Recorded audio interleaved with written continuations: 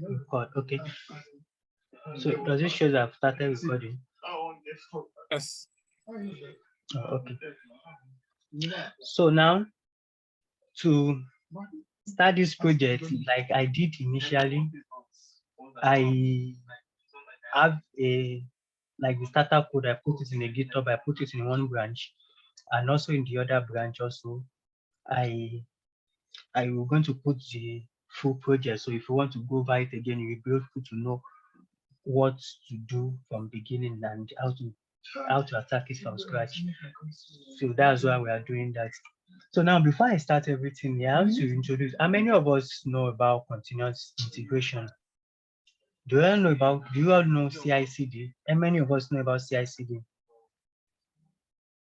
I know about CI/CD in terms of continuous integration, continuous development, in a manner that you can make changes to your project in an ongoing manner and without interrupting stuff and like that. How often have you used any other CI/CD tool, and how versatile are you in it? Are you very well familiar with it? Okay, the CI/CD tool I've used is Travis. Okay. Yeah, my experience is with Travis and one other one. I'm trying to remember the name. The first one, the one that we used on the Udacity project too. Okay. So any other person that do a config project using any other CI/CD tool, maybe Jenkins, Circle CI, GitLab, or Travis? Circle CI. That's the name. Any other person? It's only Travis for me. It's only Travis that. Oh, okay. Okay. So, okay, let me check the chat. I think someone's checking the chat. Okay, Jenkins. Okay, cool.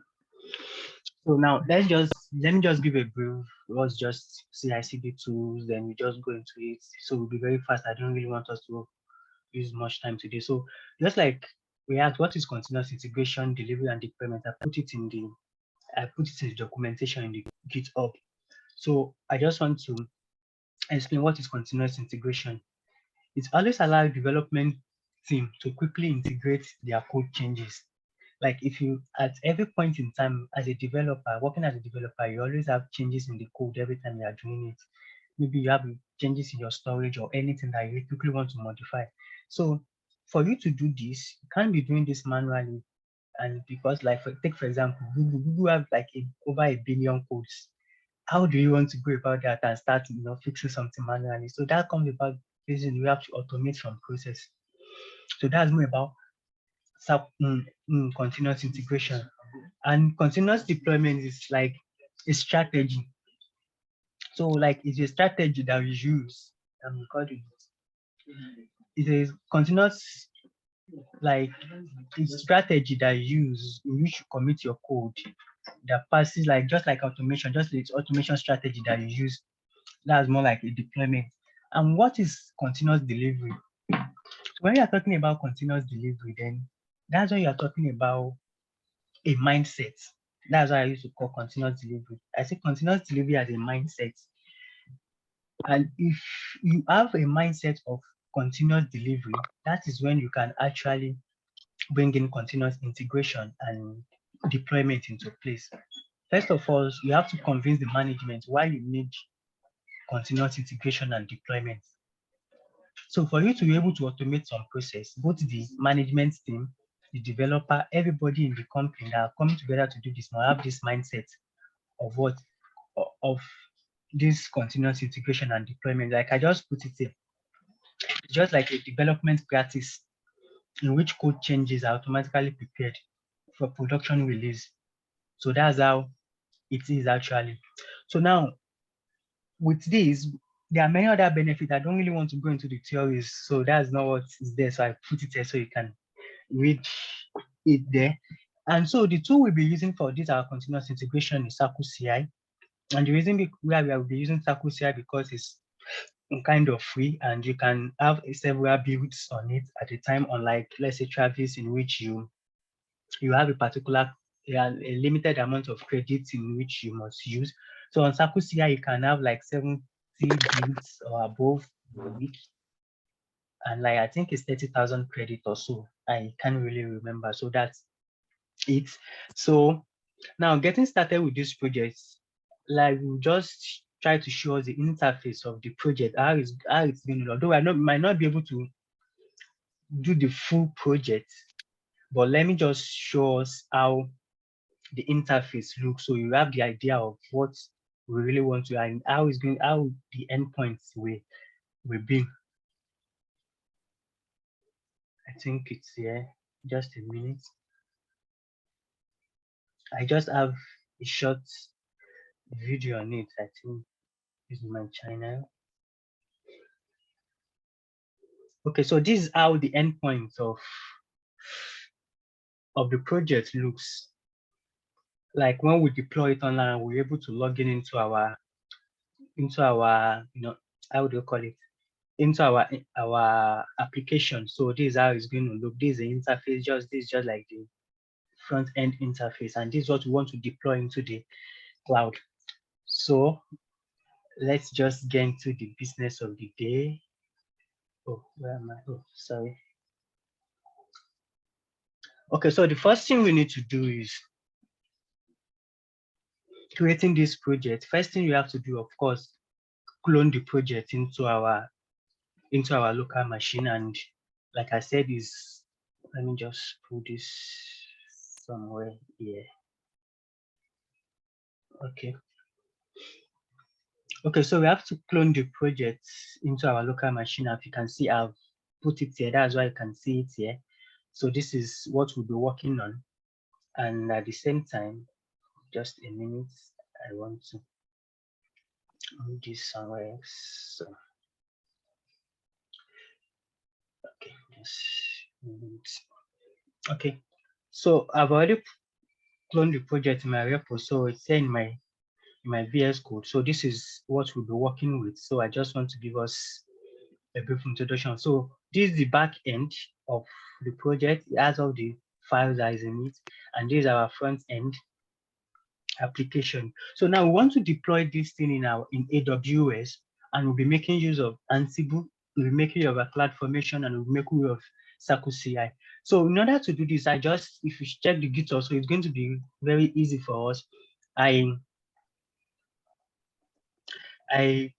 put in the process that is going to take us to achieve this. So I hope we can, although this is not the complete full project, like I said earlier, I'm just consuming the time, but I just want us to get the principle and introduce us to this and how it works. So these are the steps that we're going to take in achieving this up to today. So I hope we'll be able to meet up to this. So the first thing is you have to create an AWS account.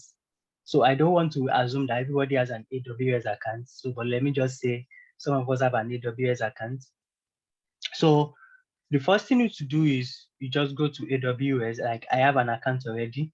So for maybe people that joined us and don't really know. So although I have had an account, so that's why I can see this. So how to open an AWS account is very easy. So you can just open an AWS account. So once you open an AWS account, you have an interface like this. So that's the first thing. So the second thing, so for complete beginners, just relax and follow the process.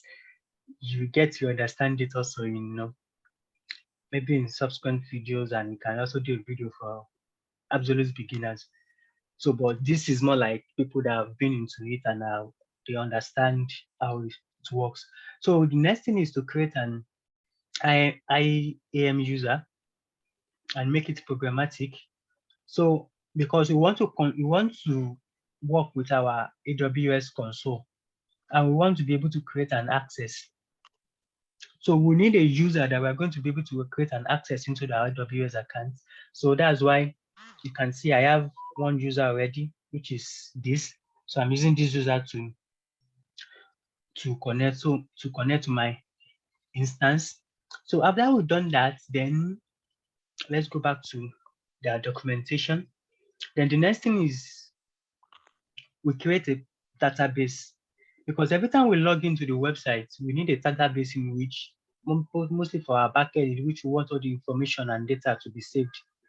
So now we create a database. So let's go back to your AWS account, although I've created one, just want to show us. So when we create our database, we make it public. We make it public accessible. Okay, I have one created already. So this is it. I have one creating and is running. So now let's go back to our documentation. So the next thing is we create a public S3 bucket with a unique name. Now, the reason why we are creating this bucket, it might not be compulsory for this short demo and class. But the reason why we are creating this is, now, when we are doing continuous integration, most of the time we might do it from start. We might do it like from scratch, like we want to start the whole process entirely. But it might be in a case that we have an application that is running already, but we want to make some changes to the feature. So that's when we are talking about the deployment strategies. Maybe we are doing a blue-green deployment. Like I already have a particular deployment. If I already have an application that I'm running already, but I want to change it to another application. So the reason why we create this S3 bucket is just like, let's assume that is the first application we have, and the S3 bucket has all the files and folder that we needed. I don't know if you understand what I'm saying in that S3 bucket. Let's just assume that's like a database for our previous projects. So you still get to know why and how this bucket is being used. So, but for now, for this, because we will not be getting there, we might not be using it. So this might not even be necessary as at now. So it might not be necessary as at now. But then you get to know it. Then now we are going to start with getting our hands dirty and going into our code. So now if you see this folder, you see we have something we call the .circle.ci. So that's how the Circle CI operates. So the Circle CI, before you can use it, then you have to create a directory that is named .circle CI, in which I did here. And the .circle CI, that's when I embedded my Ansible folder. So now let me quickly explain how this Ansible works. Like I said, Ansible is like a configuration. It's a configuration tool in which you use to configure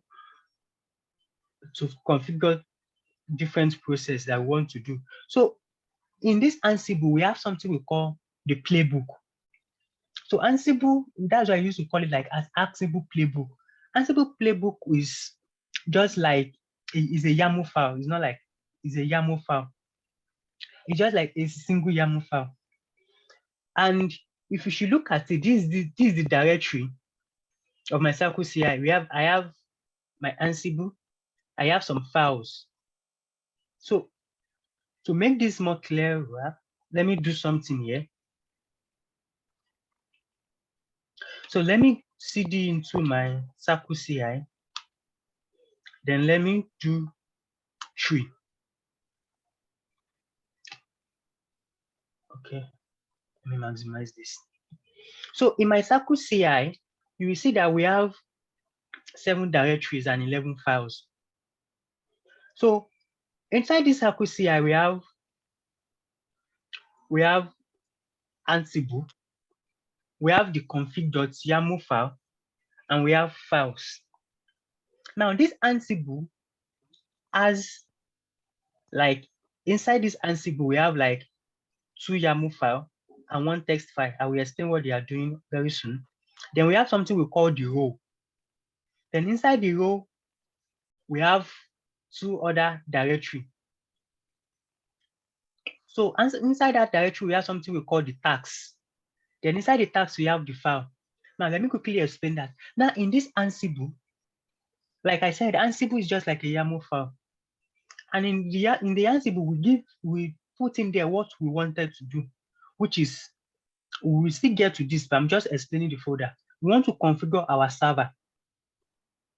And we wrote a instruction for the configuration of our server. We wrote instruction for how to deploy our backend. And here, this is the inventory.test. So Ansible always have this we call the inventory.test file. And what is it? Just like inventory, like we want to take inventory of something. So when you want to take inventory of something, like you want to keep, like let me use the word, you want to keep something inside of it. So it's just a file in which you can put in your variables, as in put in the values or what you want to do. So it's just a text file in which you can declare your variables, you can put in several information, you can store some information in it. We are going to see how powerful it is very soon, because when we want to call in our backend API, we just bring it inside our inventory.test and we put it there. So when we deploy, we are going to see it in our Circle CI configuration. So when we start, you are going to understand this. So inside this Ansible, I put in something we call roles. Roles are just like, when you're in an organization and you say each roles, maybe you are the manager, you have what you are performing, and another person, maybe is a software developer, he or she have what he's performing, and maybe you have another role, maybe for maintenance engineer or any other role. So each person have a specific task to do. That's why you see inside this role, you see the configure server. So we want to perform 2 roles, we give them 2 roles. Like, just see this Ansible playbook, like the blueprint of automation.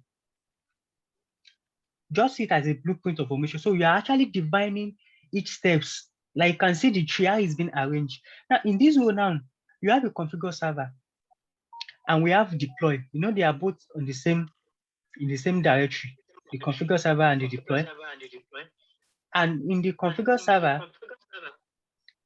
like I'm getting an echo. Is someone recording? I'm hearing it too. I don't know why that's happening. I think Okay, is it so possible to mute everyone from your end first? Let's see. Maybe mute everyone from your end, and then is it still happening? no, it's not. Let me just. I think I know what happened. Continue though. Oh, okay, I don't know. Okay, let me just continue. So now inside in deploy, okay, I'm on configure server. So we have two roles, which is configure server and the deploy. We are still going to understand what they are doing when I start it. So inside this, I have a task that I want to give this configure server that, okay, configure server, this is the task you have to do for me. And that task is in the main.yamu file. So like, okay, let me try and open it here. So these are the rows inside the configure server. I have this. So now what is this task? So what is this task? I say, okay, now upgrade the packages. After you do that, after this is done, install the dependencies, which are this. After that is done, install this. After you've done that, install this, install this. That is the set of instruction. That's the task that you have to do. Now, if you should look at deploy, you can see just is okay, create this directory, and this is a path. Do this, create this directory, want to achieve this backend, copy and achieve this node module, start this app, after you've done that, start this app, this is the process. As you can see, I don't know if you're all familiar with a YAML file. So if looking at this, you see that this is like a list, or let's say an array. So you can see this 1, 2, 3. So I have all these things listed in what? In an array.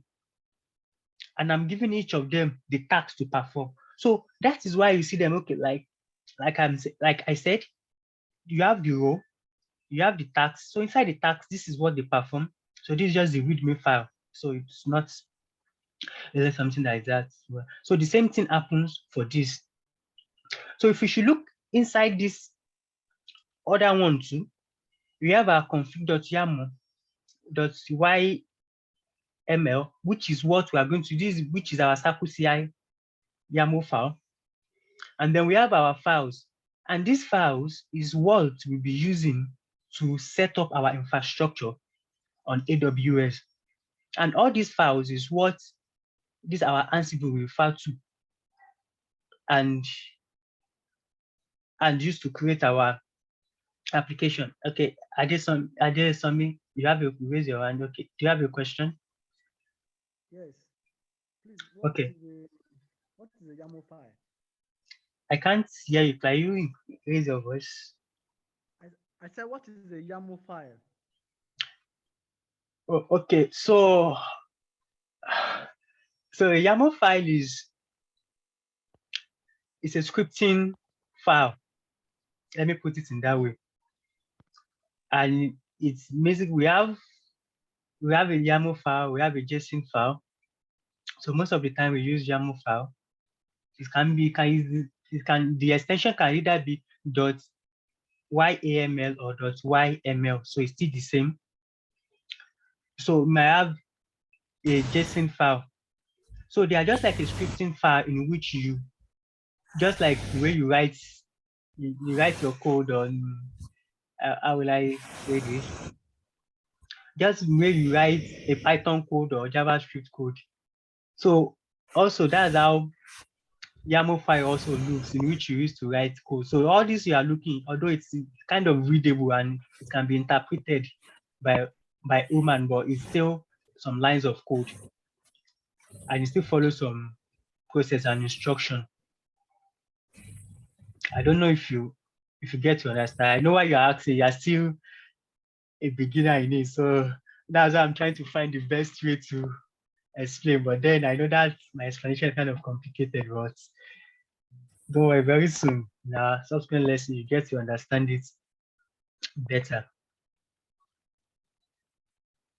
I hope I'm sure I didn't really answer your question. I didn't get it because I know you just started on this, but then hopefully you get to understand it. So let's just try and continue. So now we cannot, so here is the file. So now with this being done, so now we're going to focus on our config.yaml file. So as you can see, I've actually written most of these codes. So I just comment them out. So I'll start explaining them one after the other. And as you follow in, you'll be able to understand why each one is there and what they are doing. So let's go. So now to proceed with this, then we have to set up a Circle CI account in which what we are going to do for what we are going to use for the continuous integration and deployment. So for those that doesn't have a Circle CI account, so what you just do is just go to app.circleci.com. I have an account, that's why I can see this already. I have many other views, so let me see. Okay, you just go to this app.circleci.com. You don't need to put this at the end. So if you go there, it's going to bring you to Circle CI, so you can open an account.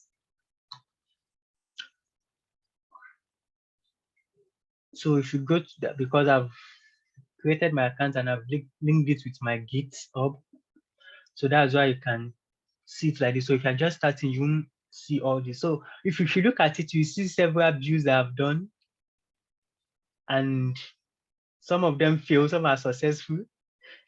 So these are other views that I've done that I've created, but I've unfollowed the project, so everything is completed. So that's why it says created, everything is successful, and I'm not more using it.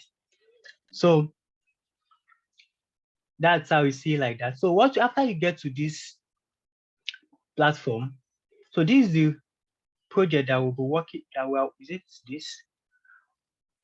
Okay, so what you just do is let's go to projects. So once you get to projects, you can go to, so this is the project, okay. Okay, so this is the project. Let me just do something. So it's because I've set it up before. That's why you saw it. So this I've set it up. I'm doing a present build on it. So that's why you see like this. So for you, as if you are starting this afresh, so after you get the code, you have to upload it to your GitHub because it's going to bring it from the Git. It's going to check it out from the GitHub. So after you check it out, that's when you are going to see your process. So, but let's walk through it. You understand what I'm saying? So if I start with this, so let me start from and say, okay, let's set up this project. So once you click on set up this project, it's going to bring this interface for us. You can see these are all the projects I've set up in the past. So I click on which one? Oh, okay, set up project.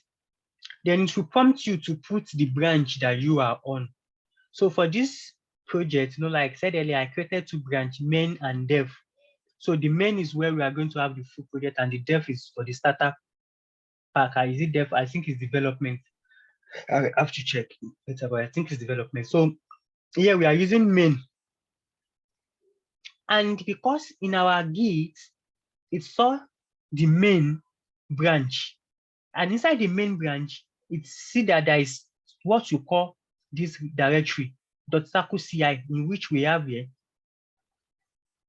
And this file, although there is nothing there already, you can see this is commented, is only version 2.1, it doesn't really matter. So that's why it's unable to say, okay, I saw circle CI.config.yml on this branch. That's why it's bringing this up. If there is no config.yamu file inside it, it will prompt it there is no file. Maybe it's going to give us option to what? To create a new one. I think I'm seeing some question in the chat. Let me just see.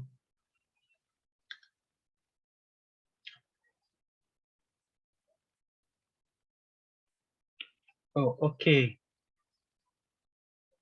Do you mean the link to the GitHub? Yeah, I haven't shared the link. Okay, sorry. I'm talking about the link to this. What we are doing right now. Are you going to record the starter pack, right? Yeah, the starter pack and okay, let me the just starter pack, the code, the link to the starter pack. And are you going to record this of you are course, doing right now? Sure. I'm gonna record it. Send me the link to the starter pack. Okay, let me just put it in the. I saved the link you sent yesterday. I could not find it on my system. It's someone that sent me now. Oh, okay. So I think I've sent it to the chat. I want to know this out of here. Okay.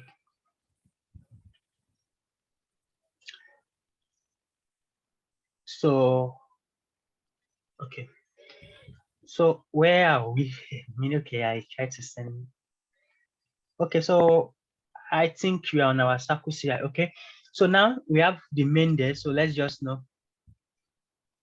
set up our project. So the moment to set up the project, it's going to start running.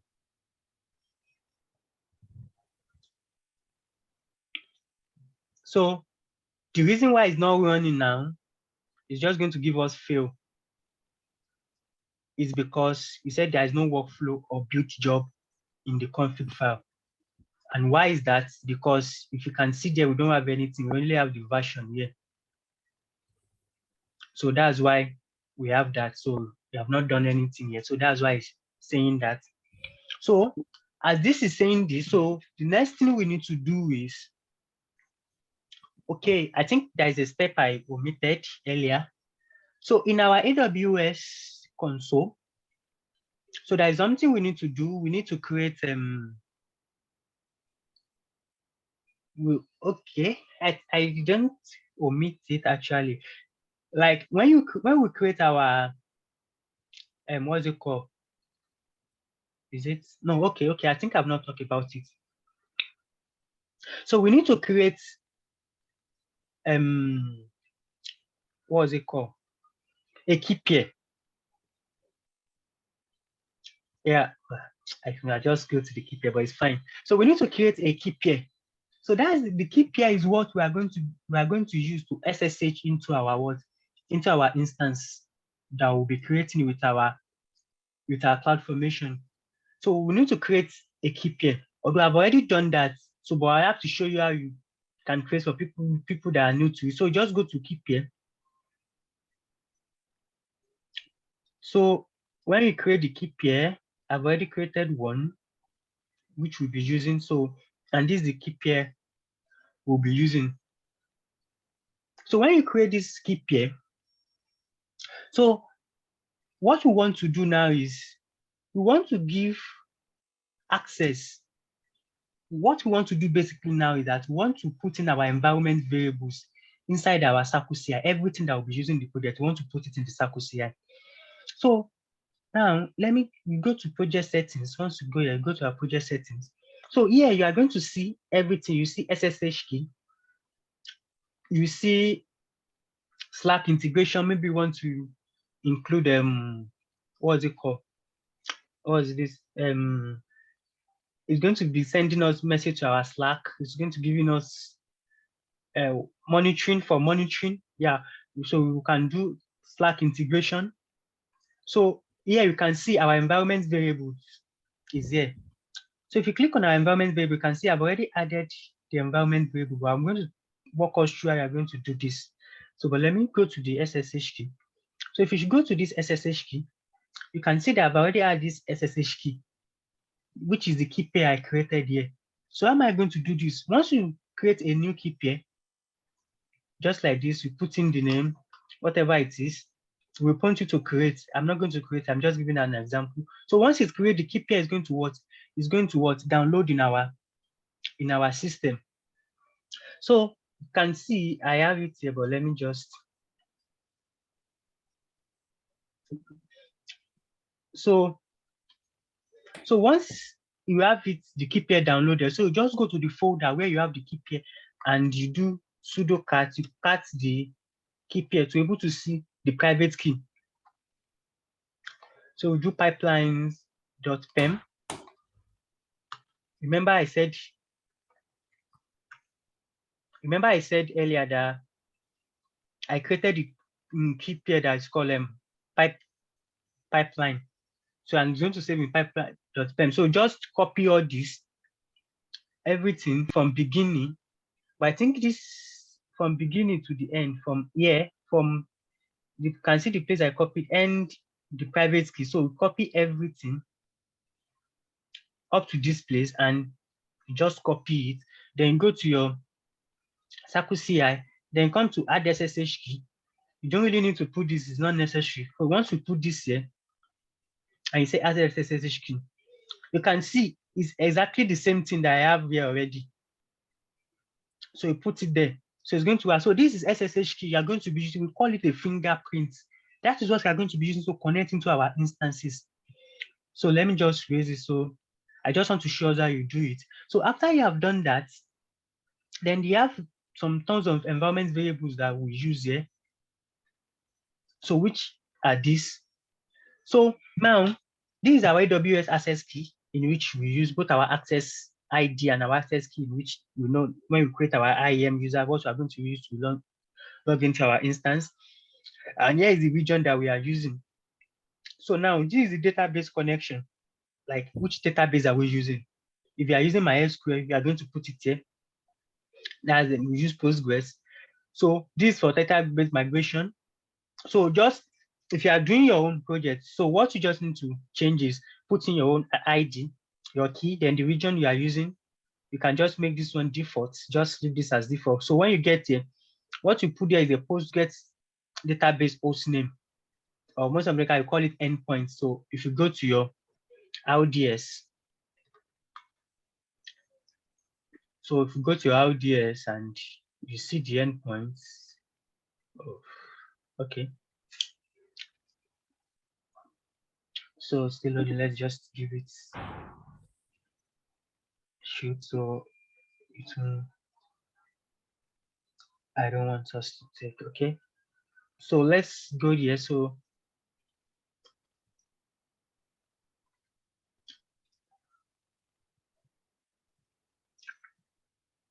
Okay.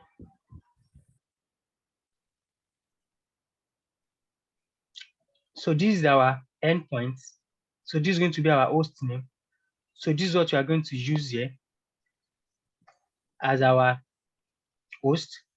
And again, for that, then we come to our port. We always use 5432. Then when we are creating our database, we are going to put in our username and our password. So that will be here. And it is the type of your Postgres database name. So we'll put it here. So now, if you are to do it on Circle CI, so what you're just going to do is come to environment variable, click on and environment. So this is the key name. Let's take, for example, the one I just posted. I know this is the endpoint. So what's the key name? So this is the key name. I just copy it and I put it here. Then I add, but I won't add this. I'm just showing us how we're going to go about that. So after doing all that, so you can see that our environment variable is being stored in our Circle CI. So then we know that, okay, everything is fine. So let's go back to our build. Okay, let's go to our project.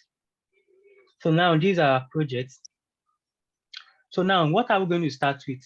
So now let's start with this pop-up.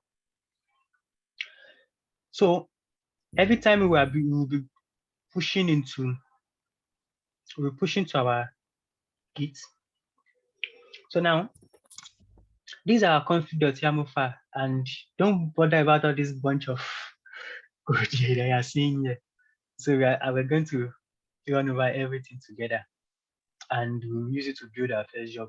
So if this is on our system locally, what we are going to do firstly is we'll go into maybe we'll start always with our backend, and we'll do, okay, npm install, npm run dev, or npm do this, or npm do that. We are not doing it on our local machine again. We are deploying it to the cloud. So are you talking to me? Do you have a question? Oh, okay. So now to continue with this, you don't really need to memorize how does this thing work. Let's just go to their documentation, circleci.com. So I'm sorry. Sorry. I thought it's documentation. Okay. Okay, this is the documentation. So now, anything you want to do when it comes to these DevOps, you don't really have to have everything in your head. So just go to the documentation and see how does it work and how is it. So these are our config. You can see everything is even there. It's talking about our workflow. Just see a configuration reference and see how the configuration is being structured. So whenever you want to use it, you'll be able to know. So now, this is a full version of how a workflow is in Circle CI. So the first thing starts with version. Maybe you want to have okay, let me look for another one that is okay. Okay, this is a perfect one. So you have version. Okay, a minute. Oh, okay. I think I should use this. I think this is even more comprehensive. So we have, okay, it's okay. Before I get there, let me go. So we have the version. This will always be what is going to be the first thing. And you can see when writing YAML file document, indentation is very, very important, and it's one of the most important things when it comes to what YAML file. So you must be careful with the indentation rather. So you can see this are on the same line. This is not on the same line. You can look the way they are being structured. So now version, we have the executor, although this one might not be necessary. So under it, we have the Docker that we are using. like I think I want to assume that not all, some of us have a little idea about Docker and why we are using Docker. So here, I will explain it when we get to. I just want to explain how it's being structured. So inside this Docker file, we are building on this Docker image. We want to build all the application. We are using this Docker image to build this application. And inside it, we have what we call the auth. You can see this array. So we have what we call the auth. And inside it, what we want to put our username, and this is the back password. And you can see the way this is being written, Docker or password, you know that this is put in the environment variable. So this is already in there because it's not a good practice to put your secret pin or your password inside your code. You put it in your environment variable. So that's how this works. This is being structured, so you can see. So this is going to call the value. You just put the key. It's going to call the value and put it here for us. So now, this is the job that we want to perform. So this is where I want to really talk about. So let me use this example. So although they are not the same thing, but let me just use it as relating to it. You know, when I was talking about Ansible, I talk about role. I talk about the tasks they will perform. So inside the task, there will be the instruction. So just look at it in this way. Now, this is the job. You are telling this, okay, this is the job that you want to perform.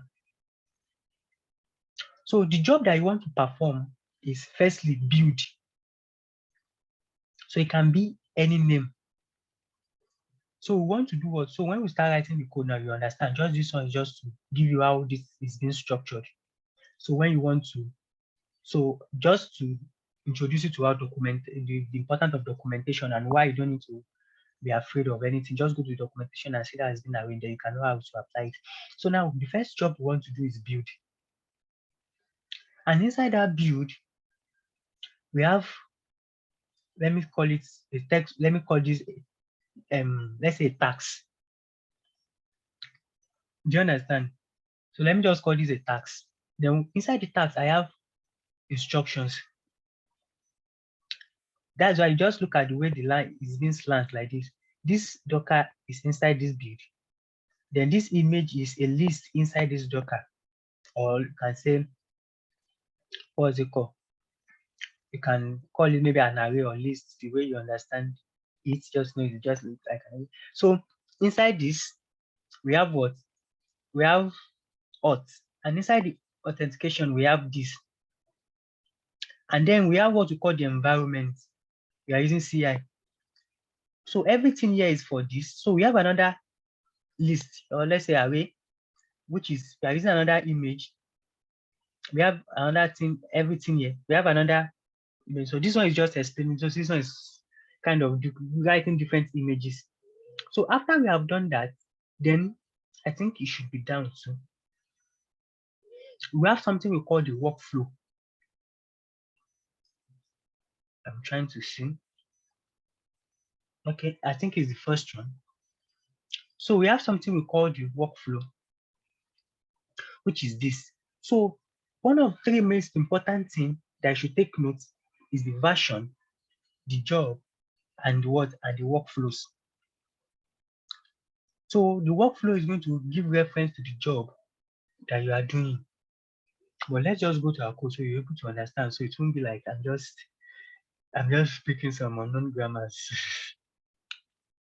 So now we have our version. So the first thing we want to do is we want to install our front end. We want to build, okay, let me use the word build, our front end and our back end. Then after we build it, we want to scan it and see, is there any error? After we scan it, we want to analyze it. Just like creating one thing I just assume we know the pipelines. But then I think I should talk more about CI/CD pipelines, but I don't want to talk more about the theory, but it's more important anyway. So in CI/CD pipelines, there are steps in which you have to take. The first step is build. Then the next one is you test. Then the third one is analyze. So after you analyze, you deploy. Then after you deploy, then if everything goes well, then that's where you can promote. So those are the steps that is involved in a pipeline. So we will start with this. Let's start with. So what I will just do is I will just uncomment them.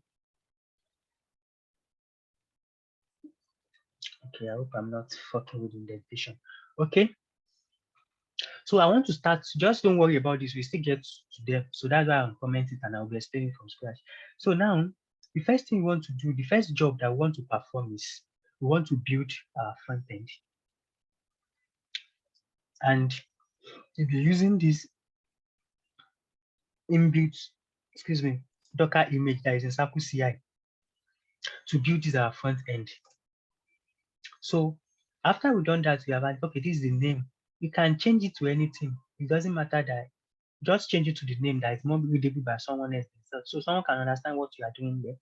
So then the next thing is we use this image. So now, what is the step that I want to perform? You can see that this and this, they are still on the same line. So what are the steps we want to perform? So we want to check out. Where are we checking out from? From our Git.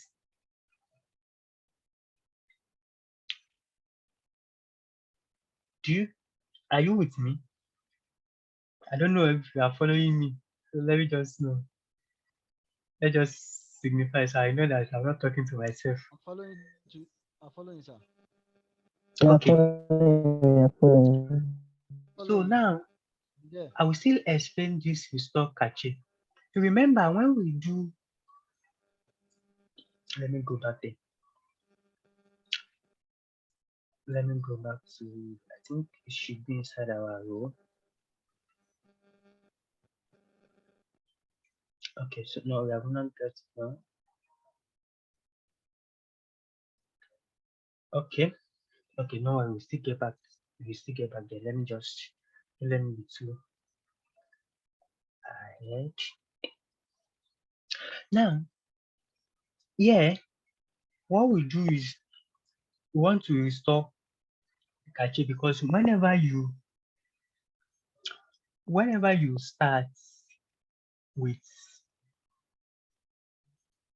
how will I explain it? Okay, the step we want to do is we will check out from Git, then we restore our cache. We will explain now. Then, after that is being done, we run all these commands. Let me just uncomment it, so I will just explain them after the other.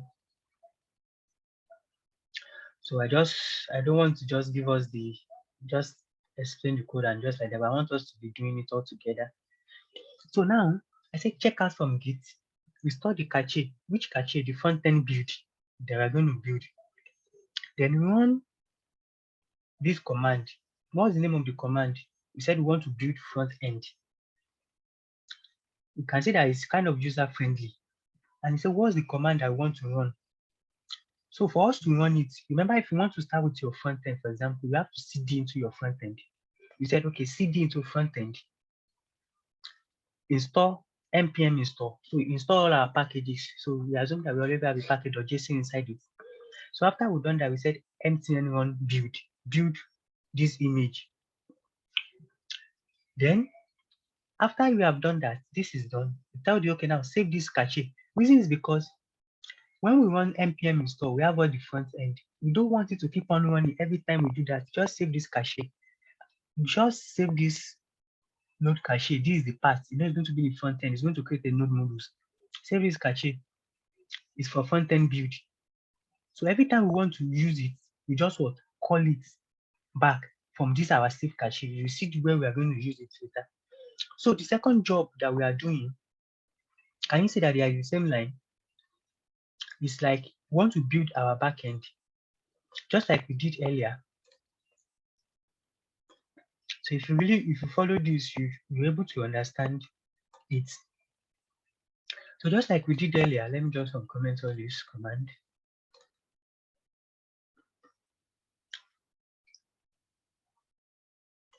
So now we have not started working with our infrastructure. We are still compiling our code to see. This is a YAML file, Abi. Yeah, this is a YAML file. All right. So what we are doing now is we want to compile our code to see if there is no error, if there is no typo, if there is anything. So we don't need to be checking down for ourselves. So it's going to do it. We are going to see now. So now we said we want to start with build front end. We have done that. Build back end. We are using this image. So what are the steps? As usual, check out from it. The store cache. So now we are using the back end build. So now we want to say, okay, back end build. What is the command? Go into our CD. So there is something we call relative paths and something we call absolute path. Here, I'm using a relative path, just like CD into this, go into this. Like if I want to go into my Circle CI, I say CD plus Circle CI. It's going to go into my Circle CI. I want to say, okay, ls. Maybe I want to go into my file, CD files. So it's inside my files now. That's absolute relative path. But now let's assume we want to use absolute path. That's where we are going to use this, something like this, like I do my WPD and I copy all the paths. Now, this is what we call the absolute path. So let me just go here. I'm in my main path and just say CD into this. Can you see that it brought me into this file? Do you understand that absolute and relative path? Or you want me to go over it again?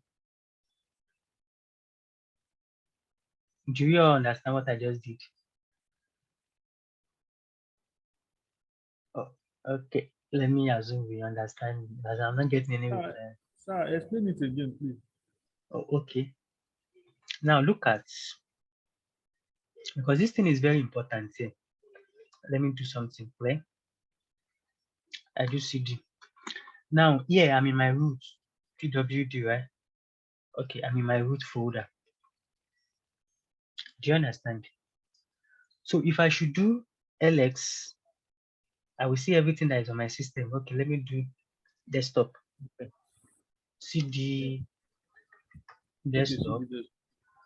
LS was there. I can't remember the project. I think I put the folder inside pipelines. Okay, let me say CD pipelines. Okay, there is an S.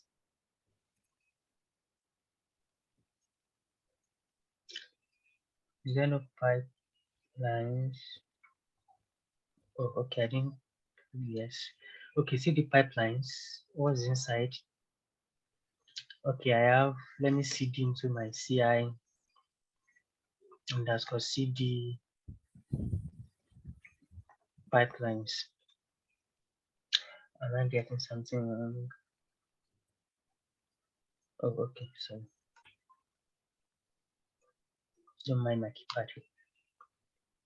Okay, so I'm here now. You can see I'm in the old project now. Well, let me do LX for that's why you can see the .circle CI.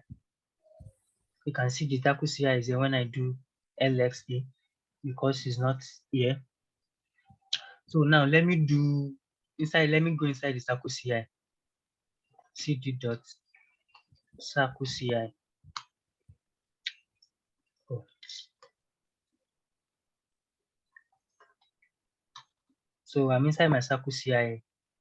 Then finally let me do, yeah. So if you are using Travis too, if you do ls minus a, if we show the service is Travis, No. it will show. No, this is not on. This is just a Linux command. Okay.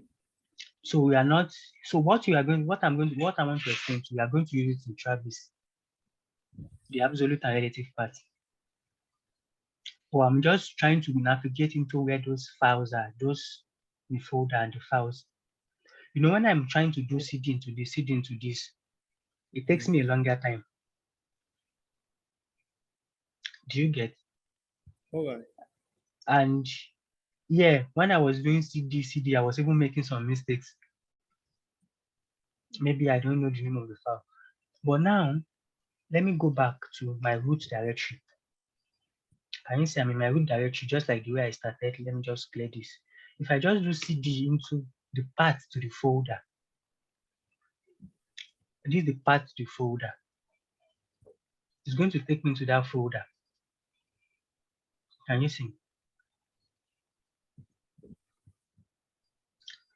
So that's, you have to, because this absolute path is very important here when it comes to, because when you are doing stuff like this, you can't be using relative file like cd, this and this, but because this is just a single tree ahead. I mean, let me just say single folder. That's why I was able to use this. But subsequently, you have to be using the absolute path. So you still get it and you understand. So I say inside this backend, build this. I mean, go inside my backend, do npm install, do npm run build as usual. So I now say after you have done that, just like I did for front end, save the cache and do this. So we are done with our build. Now let's now go down to our workflow and activate that job that we just did.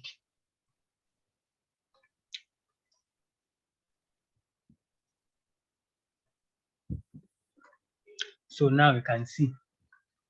So what we do, this is the version. Then let me just minimize this. So we create a first job. So we call it, I mean, build front end, we call it big backend. Then we say what? We put it in our workflow. Can you see it's in our workflow? So now let's open.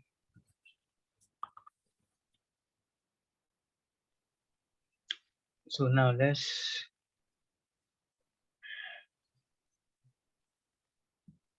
okay, just a minute. I think I have, okay. Where am I? I'm inside. So let's push this to our Git. You know, everything is going to check it out from our Git. So let me check the branch. Git branch. Okay, I'm on the main. So we have two branch. We have the main and the development. So let's do git add, git commit, modification. Okay. So it shows us that we have one. So let's just push to our main, right? Okay, so the moment we push, it's going to automate the process for us. Can you see? Our workflow has started running, and we have how many tasks? 2 jobs, rather, sorry. We have the build front end. If you click on the build front end, we are going to see all the instructions that will put there. So, you know, we tell it, you spin up the van, we tell it to check out from Git. That's what it does here. He has done that. That one is fulfilled. You restore the cache. That one is done. Build what? Build front end. So that one is done. So it's now save our cache. That one is done. Let's go back.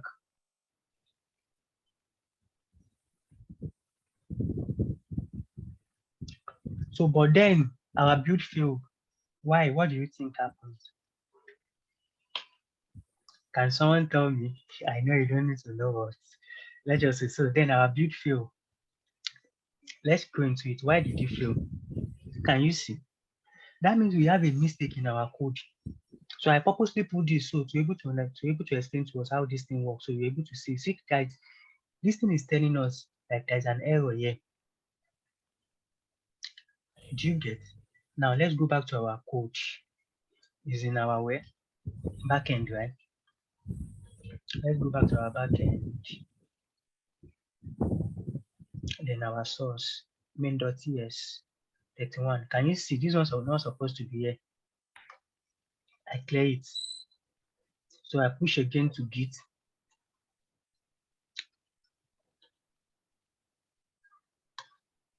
So So immediately I put that, it should trigger the workflow. So you see that a new workflow have started again.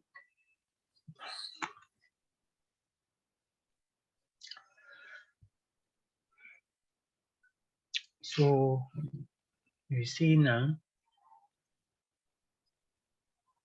So I hope you understand what we are doing.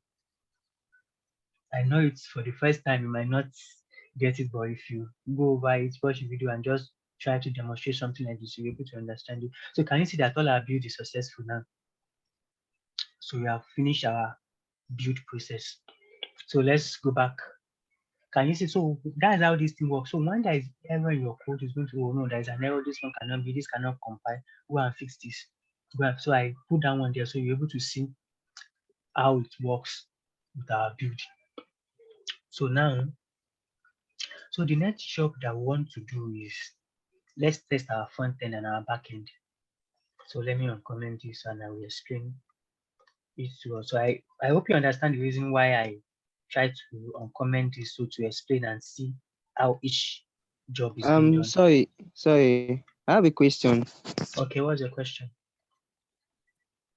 So why are we saving that cache? That's like for the front end build. You did them parts backend / node modules. I mean front end / node modules. Why for the backend you put parts backend / node modules? So why are we? Okay, just a moment. Let me uncomment this. I will get back there now. Okay, so the question is, why are we saving it, right?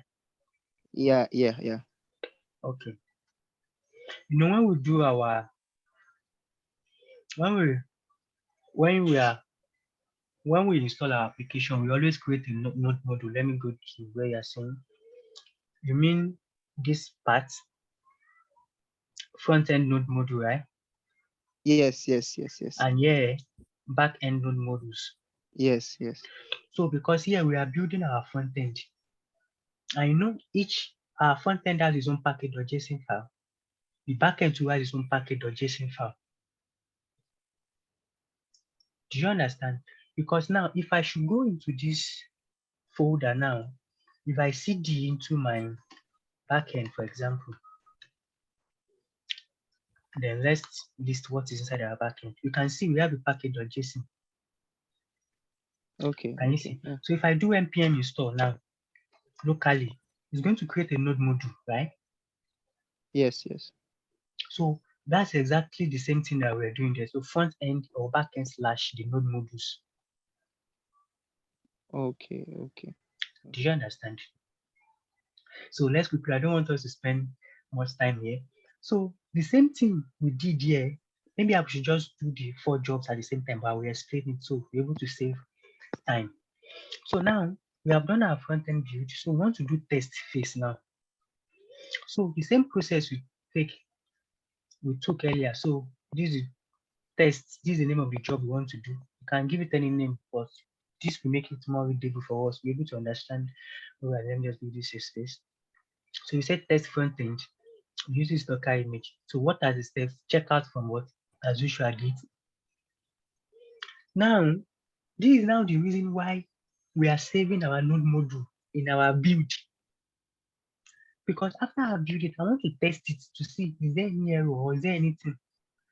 I don't know if you understand what I'm saying.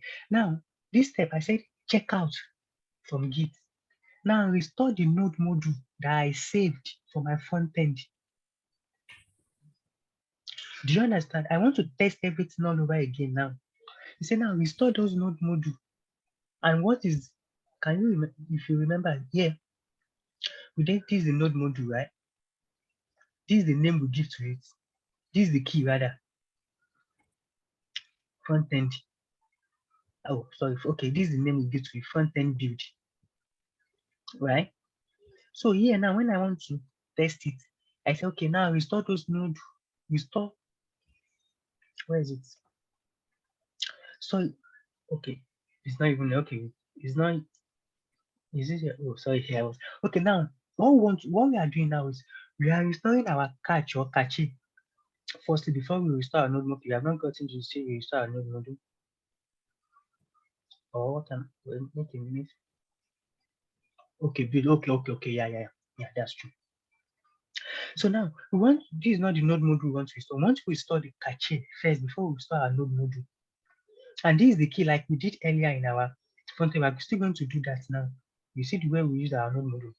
So now we say, what is the name of the process we want to do now is we want to test our front end. So inside the front end, we seed into our front end as usual.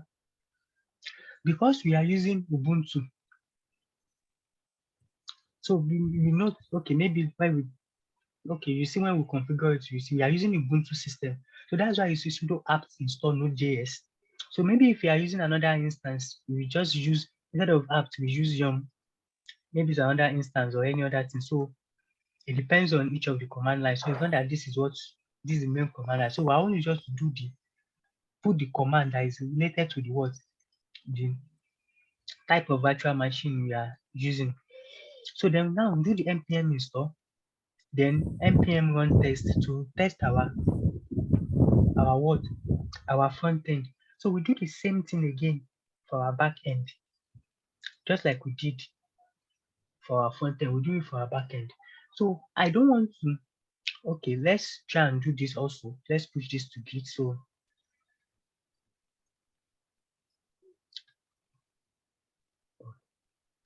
do I need, okay. So just be very careful when you're working with Yamu file. So cd dot, let me do it back, go back. So let me start again. So after this, we just do it like 2 jobs, like 4 jobs at the same time. So I just want to show this to two. So we're able to move very fast. So now we push this to. Yeah. Please, I want to ask a question. It's not pertaining to this particular project, but I have an issue. Okay. Hello, project 3. Hello. Okay. Project 3. I pushed it to Git, so I've already kept my env file inside Git ignore. But when immediately I push it to Git, I was seeing Git Gideon incident. It was showing me .npm rm file. So okay, maybe after this, we talk about it. Let's just quickly rush on this. All right. So all right, sir. So you can see that here we have only these 2 jobs, and we have done like 4. Why? The reason is because we forgot to go to our workflow and put our jobs there.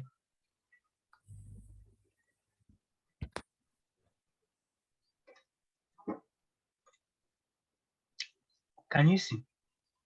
So this is not there. So inside our workflow now, we want to do for our front end, it will require us to have for this front test, it requires the back the build front end that we do, and from this back end, it requires the build. This front end will require the build front end we do, and this back end will require the build back end that we built.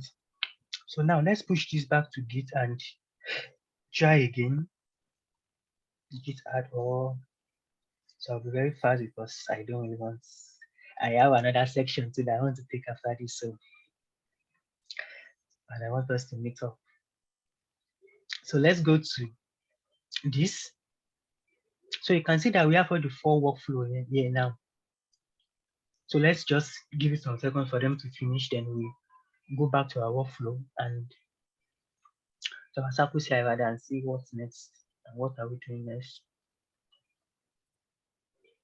So you can see that everything is building again. This is done. Note that our front end is, when we wrote this, our front end came first. Let me show us. Our front end came first, build front end and build back end. But when the Circle CI is doing it started with build back end, then build front end. So it's just the best practice. Whenever you are working, you always start with with your back end before going to the front end. So let's wait for this to be done. So we quickly go as fast as we can. But I want us to be able to understand it, at least understand how this build is being done and the effects. So here now we have not really configured anything on the cloud. So we are still trying to test our code, build our code, and analyze it and see. So can you see everything is done? No error. So let's continue. So now we want to scan both our front end and our back end. So let me uncomment it as usual.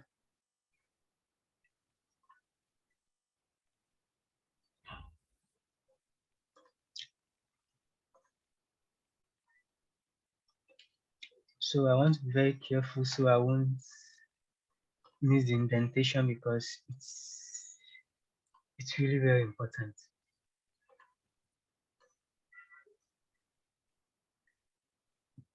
Okay.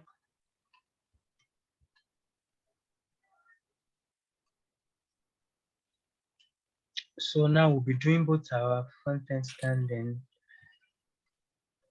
So maybe we just do it together with our infrastructure.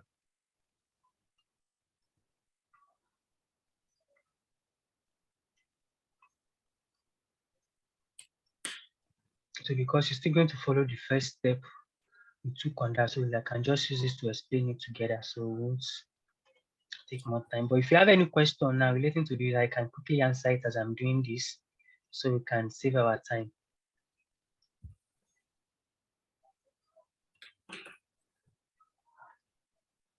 So do you have any question or somewhere you quickly want me to explain or go through?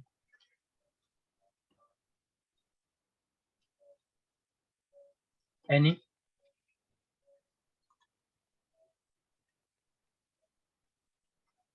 Okay, I assume we don't have any question. Okay. Just bear with me. Because I tried to do it one after the other.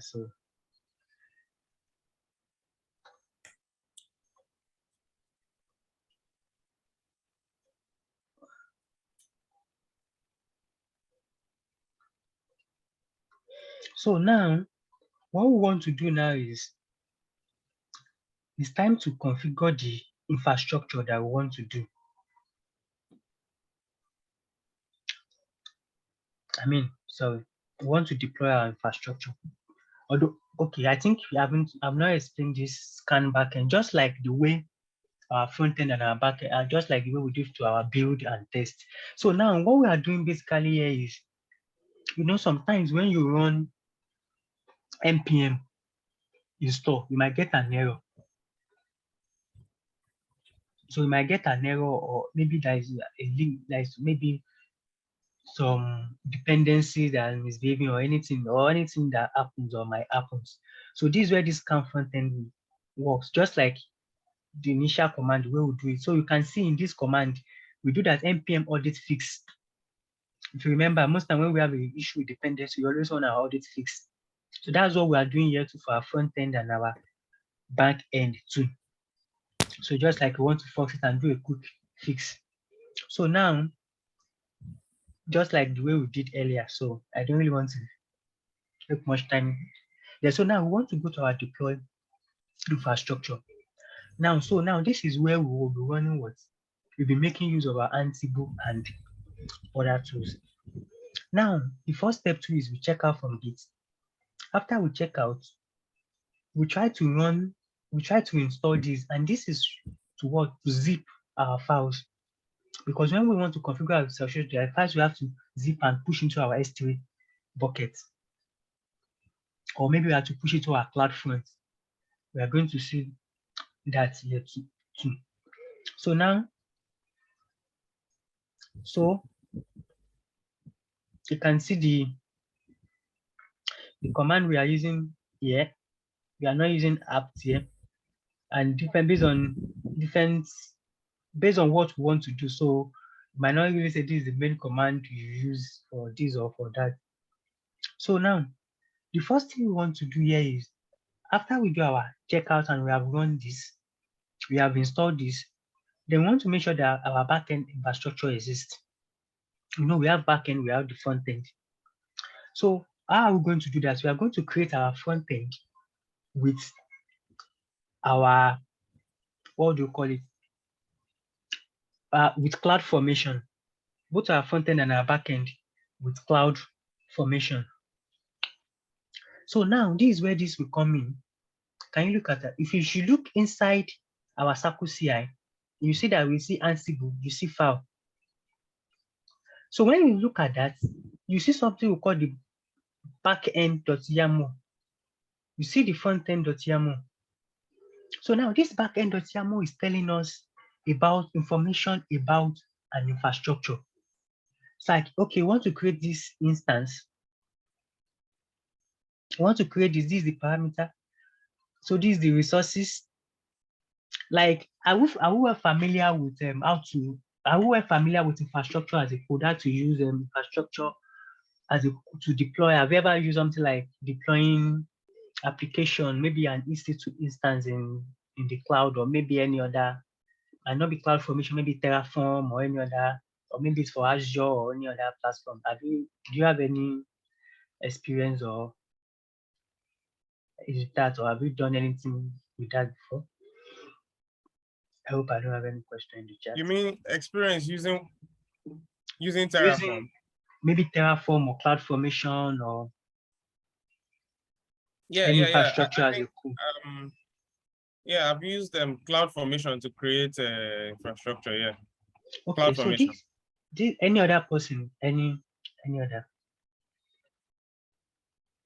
Okay, so now this is just like we want to configure an EC2 instance.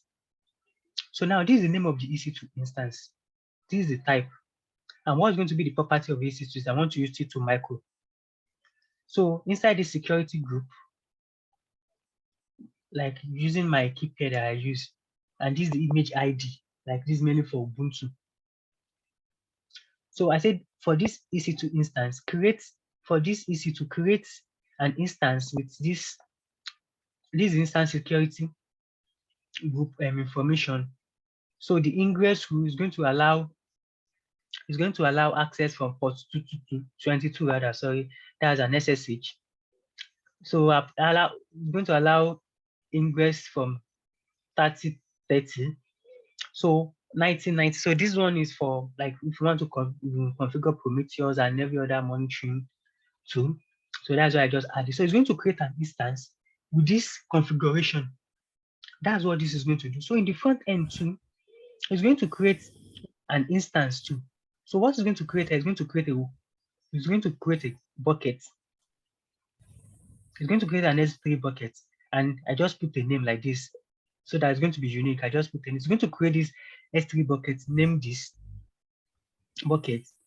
So it's going to give you this web bucket policy. So that's what this one is using for. So this platform too, although we didn't use this, that's why I was telling about the blue-green deployment.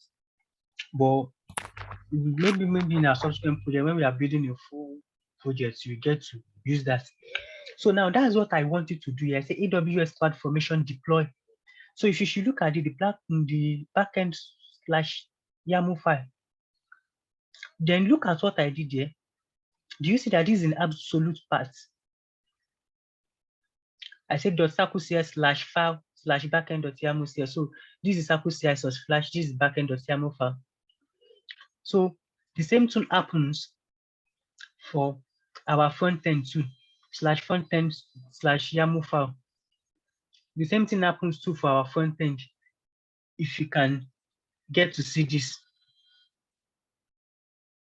Do you understand? So that's what I want you to do here. Oh, sorry. Am I here? Okay, that's what I wanted to do here. So after that one is done, both for this, then we want to do another one, which is we want to add the backend IP to Ansible inventory. So once we have set up, that is where this thing is from. Once we set up our front end and our backend, the IP of the backend, I want you to save it inside this inventory.txt. You know, we have something we call where is it? We have the inventory dot. Inside our Ansible, we have this inventory dot test, and you see web here. That's the group that we want to put it. So it's going to show it here it's going to put it here for us once it's created. So let me go here. So now, if that one is done, I now instruct it that the next thing is persist this thing to what? Persist to workspace. Now, what does that mean? You know, when, okay, no, I've not, okay, don't let me go ahead. Don't let me go. There's a place I omitted here. Now,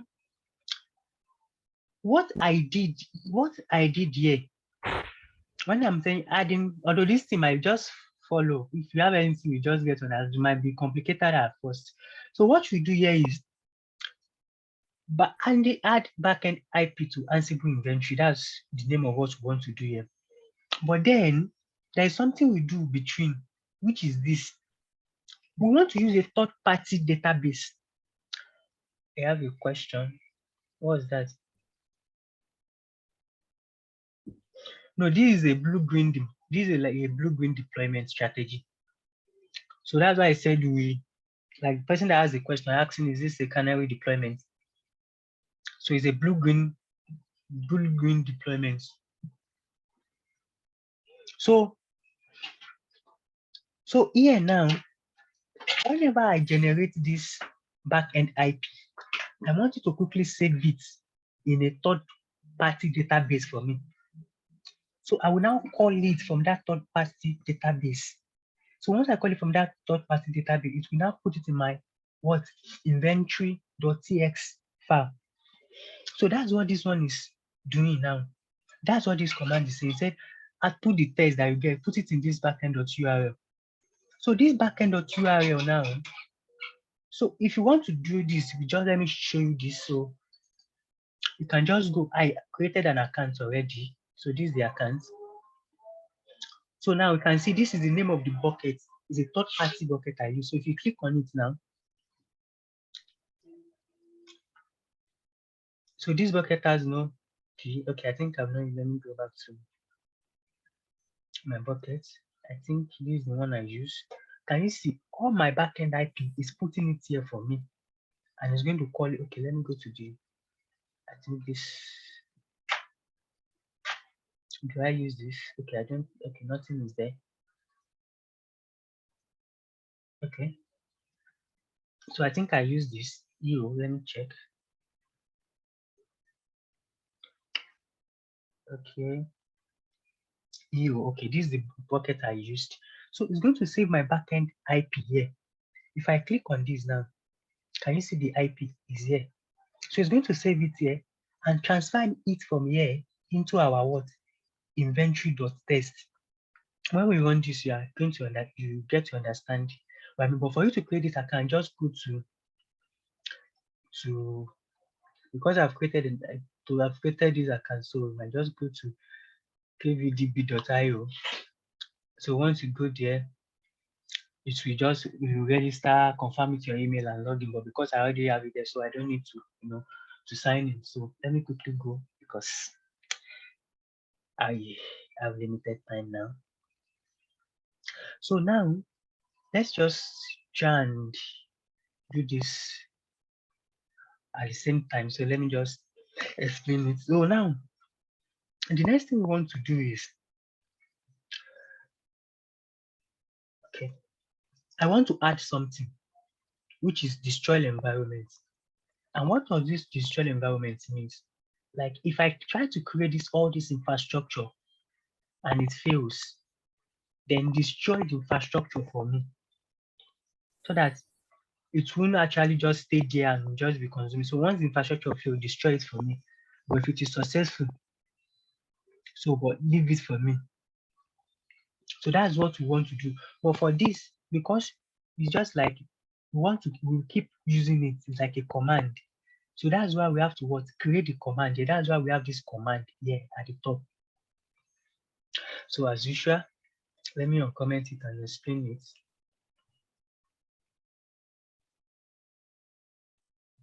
So I hope you get what I'm doing, even if it's not fully, but you understand what I'm trying to do. Do we? Yeah, so far. Okay. So I will explain this for us now in a moment.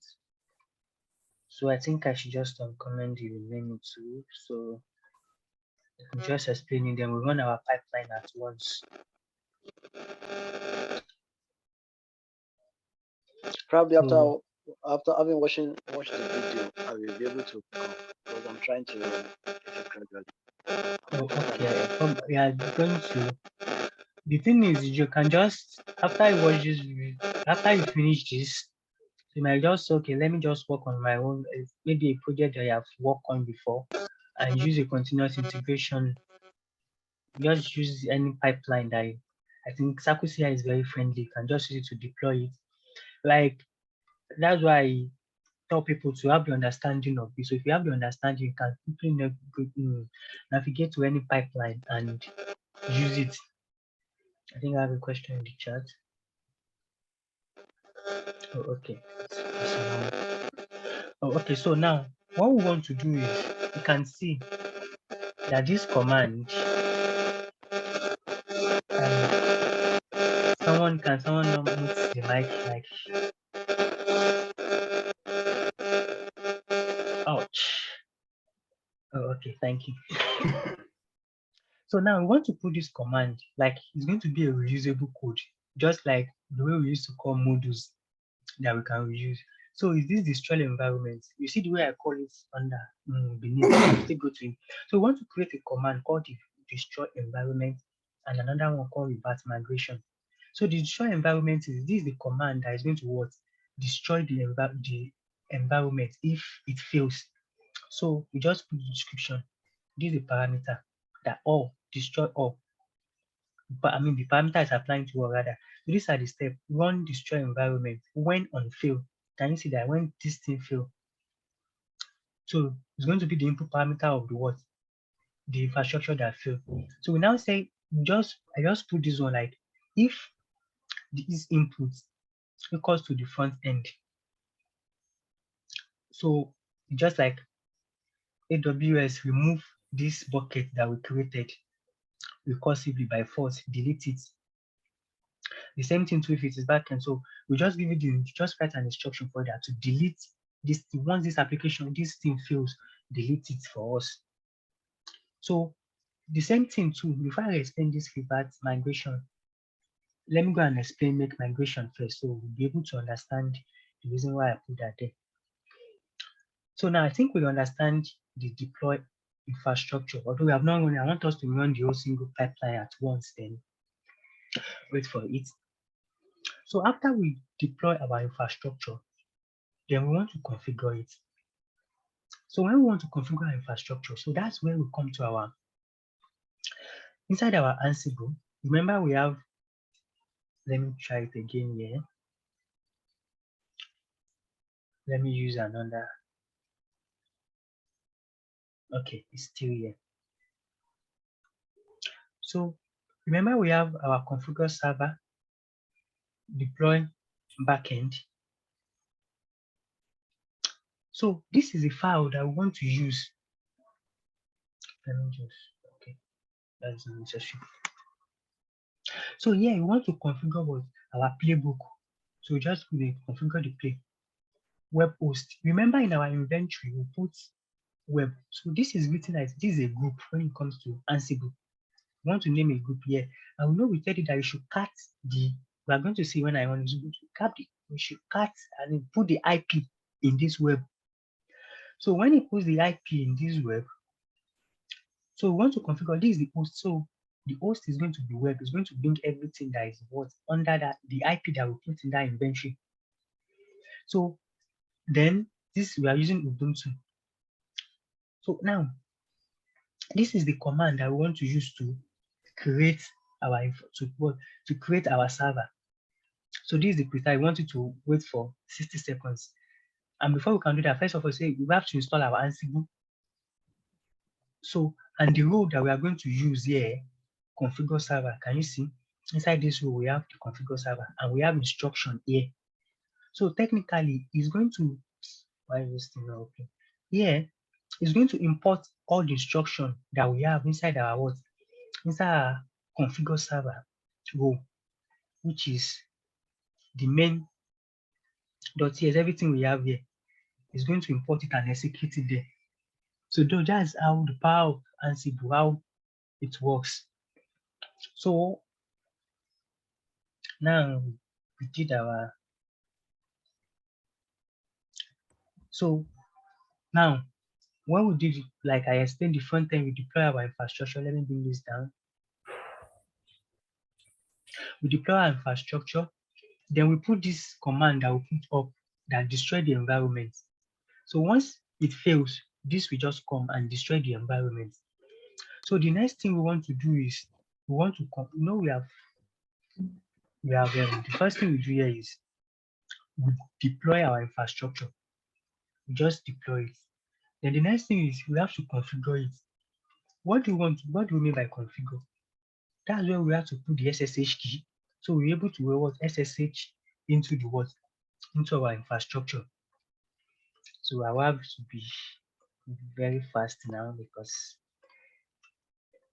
it's what just bear with it.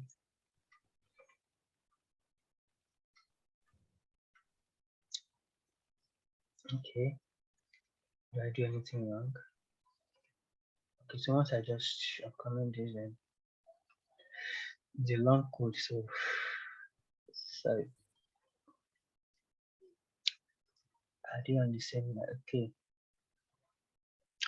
So now this, no, don't just look at the size of it. Let me just, I think I should just comment it at once.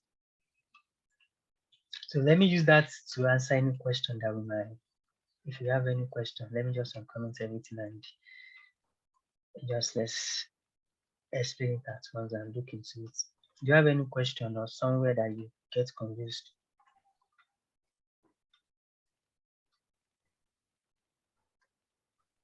Any? So I can't see us, but to an extent, I know we have some doubts in our mind.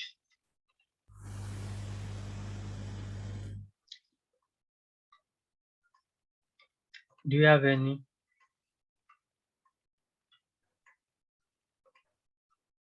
Okay, since you don't have, let me just try and finish this. Okay. It's a long one first.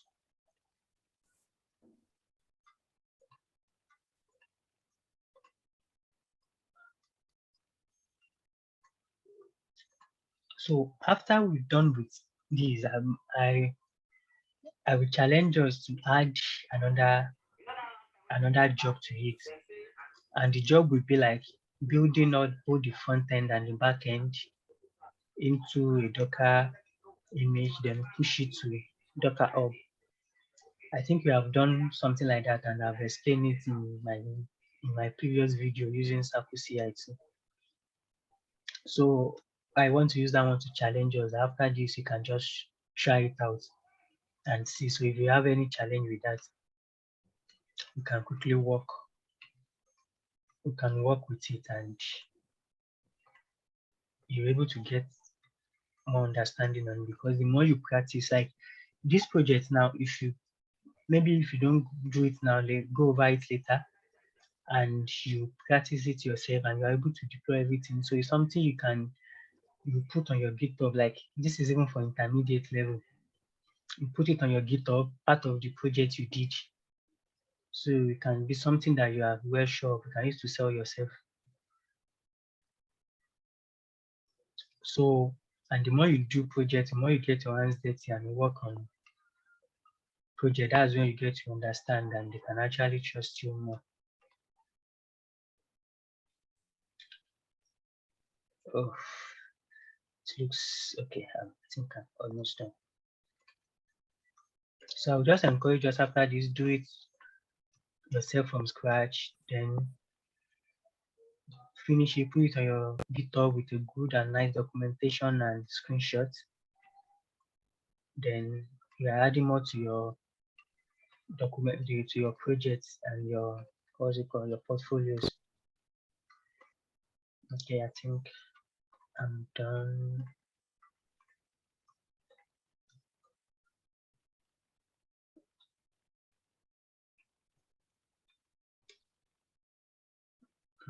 Yeah, how's this documentation?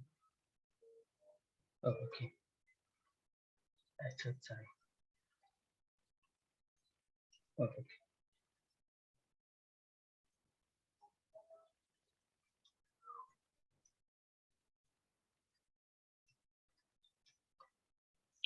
Okay.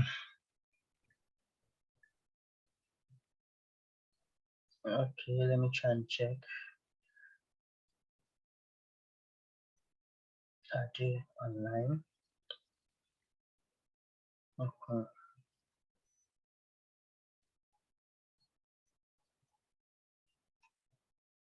Okay. Okay.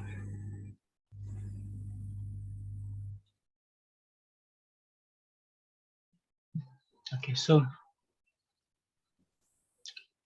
I think this should go inside. Oh, okay. So I stopped here. We have deployed. Have we? Okay, we just. Okay, this is. So we have deployed our infrastructure. So the next thing is we want to configure our infrastructure. So now when we get to this configure infrastructure, just like a new job name, we use this Docker image. So we check out to Git as usual. Then what we do now is we add our fingerprint. Do you remember how we get this our fingerprint? Do you remember? Hello? Are you following me? I don't know if you're following, but anyway, so on our I'm with you. when I'm on. we go to our when we add our environment variable, is that what? Shogun, I'm there with you. Okay. So remember when we go to our environment variable and we try to add our SSH key and we generate this our SSH key. Can you make the right please? Okay, thanks. We generate this SSH.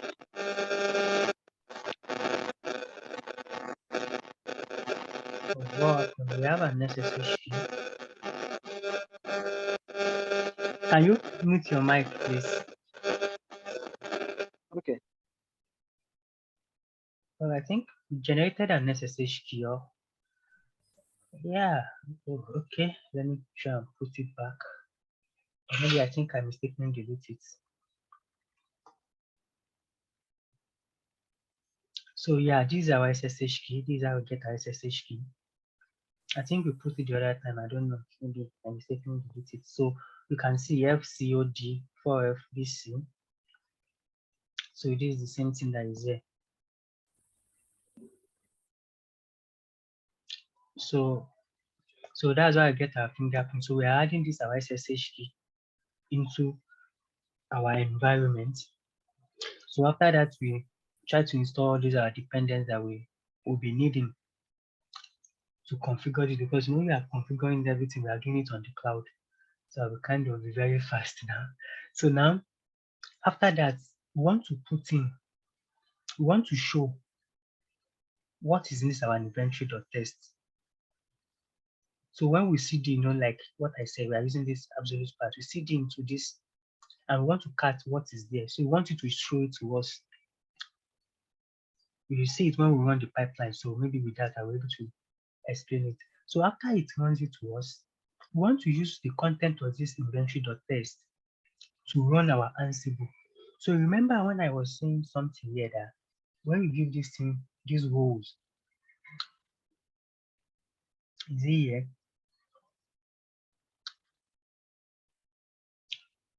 Yeah, we do something like web Ubuntu. So now that is going to what? Sorry. So what we want to do now is we want to use our configure.yamu file, which is this. And where is this web being stored? Is in our inventory.test. We couldn't see there, but you will see once we run our pipeline, it's going to show in our inventory.test. So that's why you see, we want to use the content of that inventory.test to what? To run, to configure the server, to give you the IP that we want. So after that, we want to run migration. So what do we mean by run migration? So what we mean by the run migration is we want to, we want to migrate our we want to, how will I explain this? No, in the beginning we are using a database. And in our database now, if we generate, okay, let me use I said the reason why we create that third party, the kvdi.io, is because we just want to use it as a temporary bucket that we are going to quickly put our IP and we call it back when we need it. So that's what we want to do here. So you can see when we run migration, so we try to go into our backend. After we build it, we are going to generate. When you build it, wait a minute. Oh, okay. So from here, when we build our backend, normally we are dealing with our backend now because our backend that does migration, don't have anything to do with our front end. So we want to run this migration and put it inside this migration _dump.test. Let me try and maximize this. So when we put it here, so this data that is here, we now send it. That's why I send the migration status to the third-party database. So once we run migration and success, it's going to send it to our third-party database, and it's going to be here. That's what it's going to be here. So you can see this is the website, the migration, and these are workflow. It's going to save it, and you can see from here, from the project directory, this is the migration _dump that is going to create for us. Okay, so that's what it's going to do. So you're going to keep it in a third party for us, third party database for them. It's going to call it from there when we need it. So now after we've done that, then we go to our deploy front end. We have deployed our infrastructure. We have configured our infrastructure. Now we want to now deploy our application. Now we have to, we are using 2 instances, one for front end, maybe let's say EC2 instances. We are using one for front end, one for back end. We have configured these instances for our front end, and let's say for our back end. We have created the infrastructure, we have configured it. Now our application, now we want to now deploy everything, one for our front end, then the other for our back end. Do you understand? So that's what we want to do now. So now we want to deploy our front end. So as usual, we use Docker image, check out from Git, we install our dependency, we go into our front end, we do an installation, and what we do here is we call the zip file. Now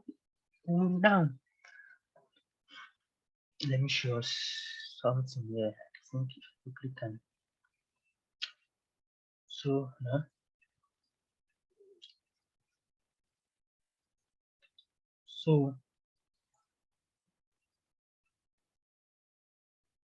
now here we are talking about creating a zip file.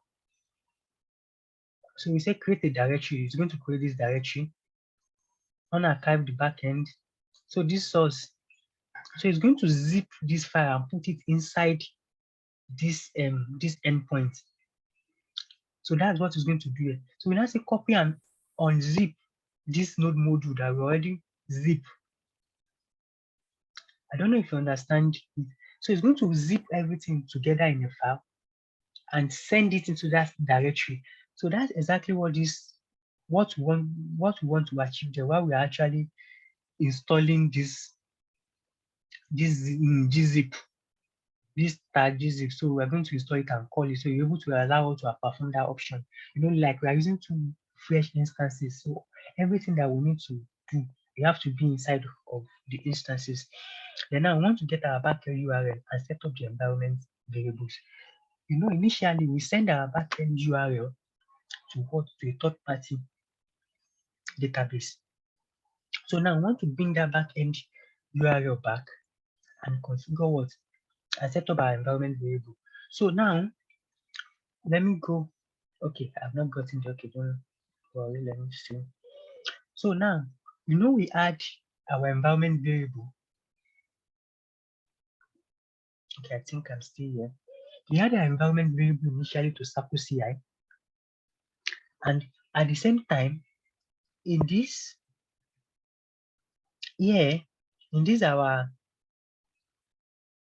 our tags for deploy, we added all these environment variables into this. Don't worry about where you add the environment variable. I'll put it in the documentation so for you to understand. So I just quickly want to go fast. So now, remember the environment here, we call it production. Now, if you come here and you see, where is it? Oh, I'm not seeing it. Okay, open. Okay, sorry, I'm trying to see where I was.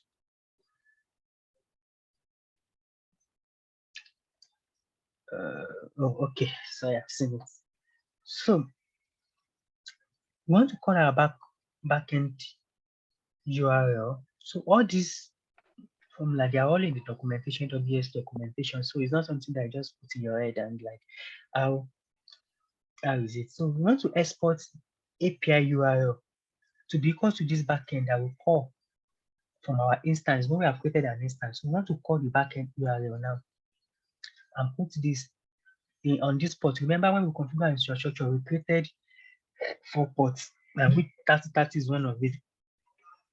And now we want to echo this our environment variable. Remember the name is production. This is what I was looking for the other time. We encode into the front-end environment variable, so that every environment variable backend we send it into what our front-end environment variables. So our front-end and backend we're able to use the environment variable. So here we just say, okay, we'll echo this IP, then cat what the front-end, the environment variable in our front-end. So the next thing we do is like we build our front-end as usual. Then finally, after we've done that, we will deploy our front-end object. And what is our front? Remember that we created an S3 bucket at the initial that I said we give it a random name when we are configuring our infrastructure, which is this. So then we are going to what is from this, we want to copy everything that we have in this S3 bucket. That's why I say AWS is CP, copy. So that's why you have to understanding of what environment variable, Linux commands, so you're able to know what you are doing. So here we want to copy everything that is in this bucket by force. So we persist to our workspace. So this is the path front end because this is where we zip everything. Here, remember when we do the zip, we put it inside this dist folder. So yeah, if our deploy is not successful, we destroy the environment. And we already send migration to our data to the third party, then we revert this migration. So now let me now go back to that revert migration that I posted. This is the revert migration. So this is what is doing, revert the last migration. If successfully run in current workflow, it's going to revert the migration. And these are all the parameters, revert migration on fail. So just like we did earlier, that once this thing fails, just revert it back. we are no longer using it. So remember, this is the third party database that we are using. So if it's success, then just go with it. But if not, just revert it. Fine. So that's what we do here. So sorry, I need to be fast. So that's the same thing that's what we did here. Where are we? Okay, so that's what we did here. So we now, if our front end should fail, then we destroy the environment, and also we revert the migration. So we do the same thing for our backend too. So for our backend too, so we put the SSH key that we generate. So we do the same thing just like we did for our front end. We put it. So when we deploy our backend, so we deploy our backend too, like go into our backend and use all this command. Then add these environment variables into our backend. This is the same environment variable that we used earlier.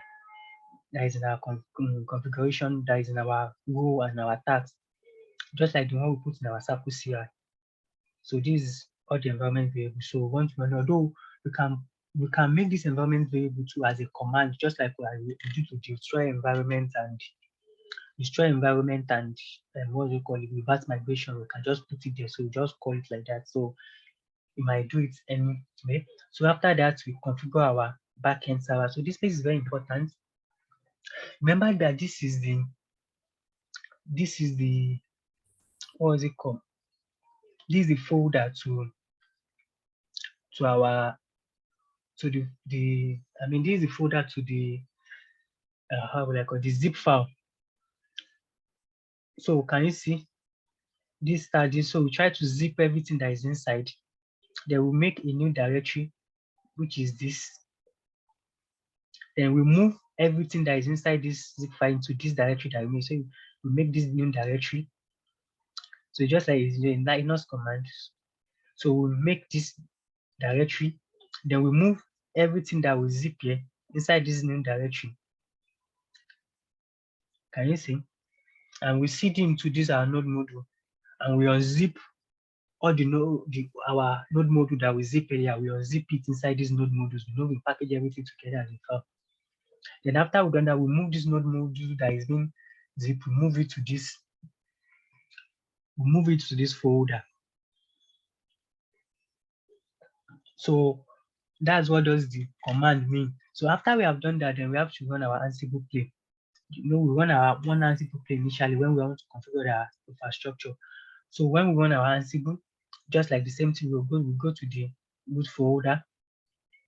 So we just encode what's the content inside our Ansible inventory.txt file just to show that was there. Is there something there?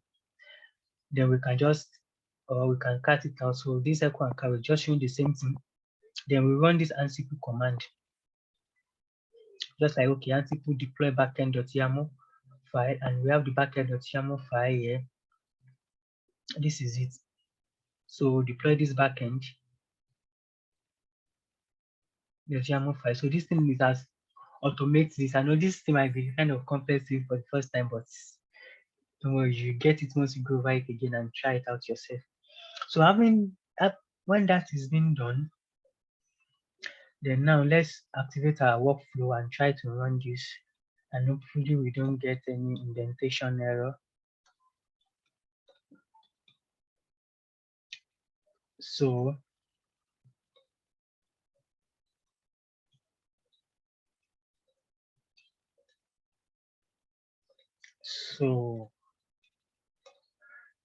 we did it. So our workflow is now okay. So now let's just push to Git and see.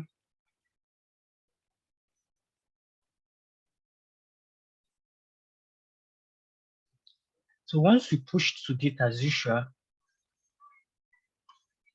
the process is going to trigger.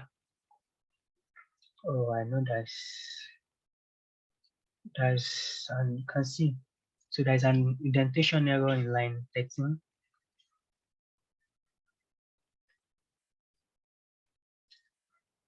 So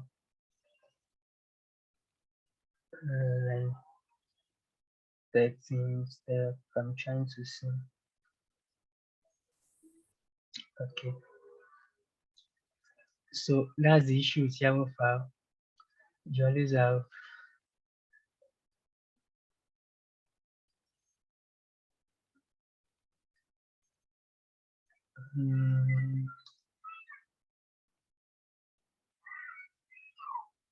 extra environment without migration. Okay.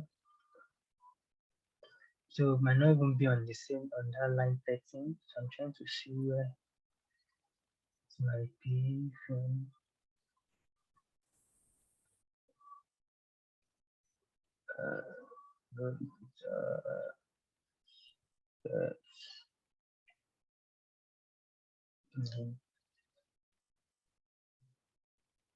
Okay. Yeah. I'm trying to check where this probably be. Okay. Let me go and check where is it here. Column level. Okay. Destroy environment. Okay. I think is it no? This should be inside.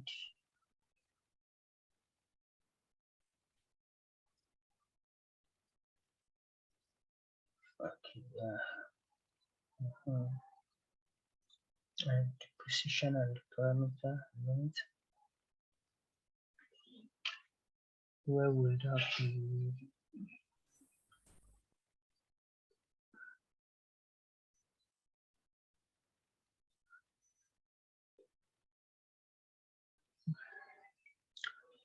So this next to one, yeah. Okay, I think it's here.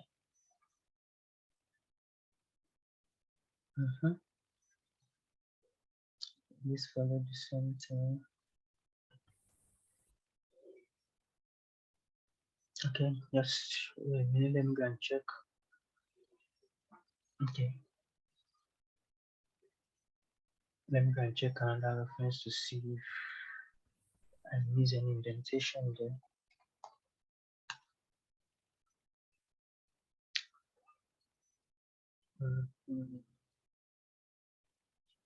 Just a moment.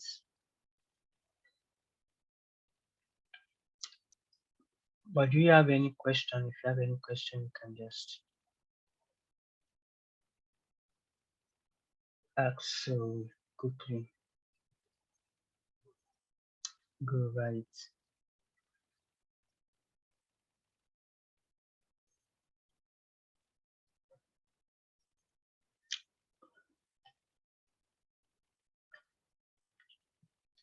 Run. Okay, I don't think there's any error reduce.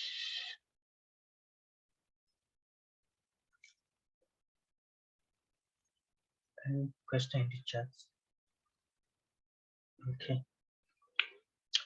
So a moment, I'm trying to see where I actually go wrong.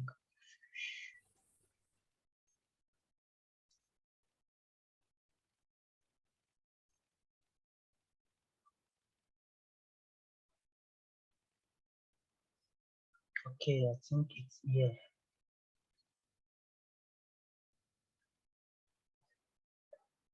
Yeah. I think it should be here. Yeah, everything needs to be then let's try and push it and see.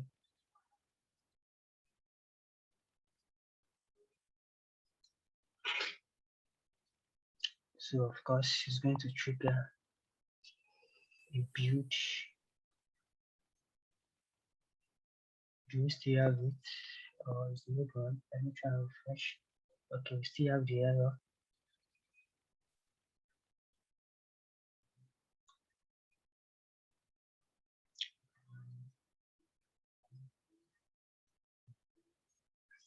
Okay, let me load and see.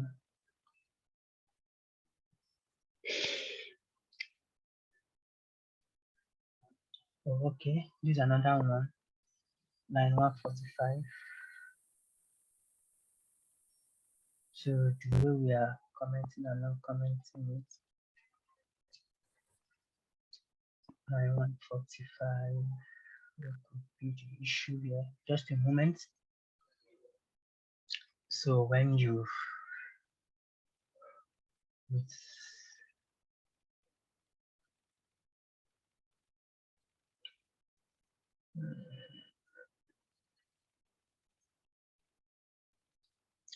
okay, I think the issue is from here.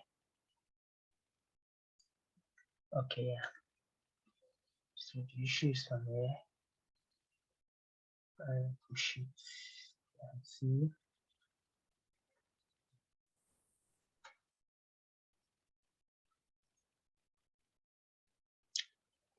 We still have,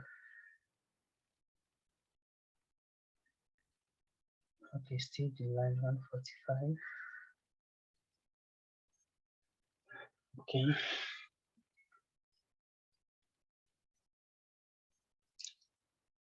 Okay, a minute.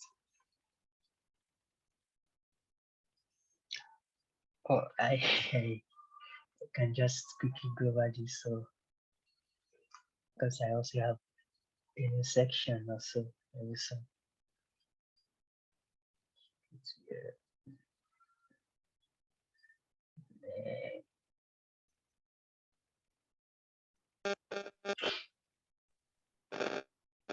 Shegun, sorry. Are you going to send us this video immediately after this tutorial? Yeah, sure, I will upload it and send. Okay, you know, I have I wrote it and it's properly indented. So is this the same thing? Maybe I should just try and copy that. So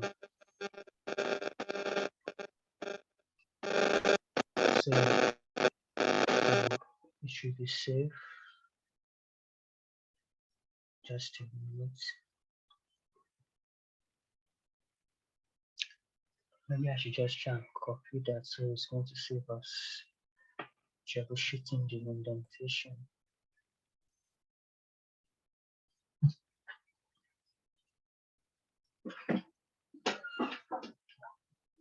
So I think it was when I'm trying to comment and uncomment that I have this, but let me try this and see.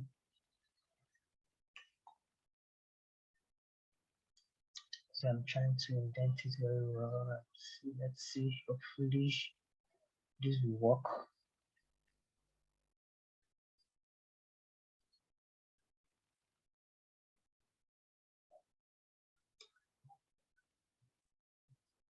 Okay.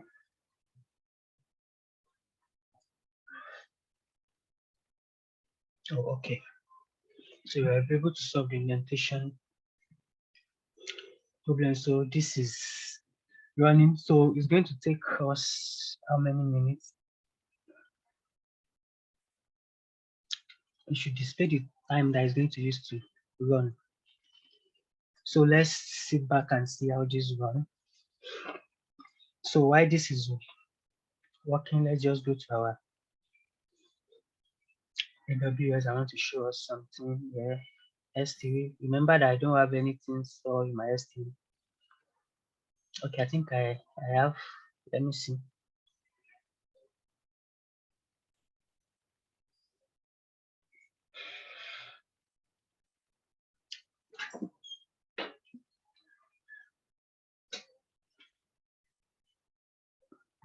So these are just the bucket I created myself, because initially I wanted to do I want to use a blue green initially. So I created this bucket. At initial, is there anything in it? Yeah, I don't know.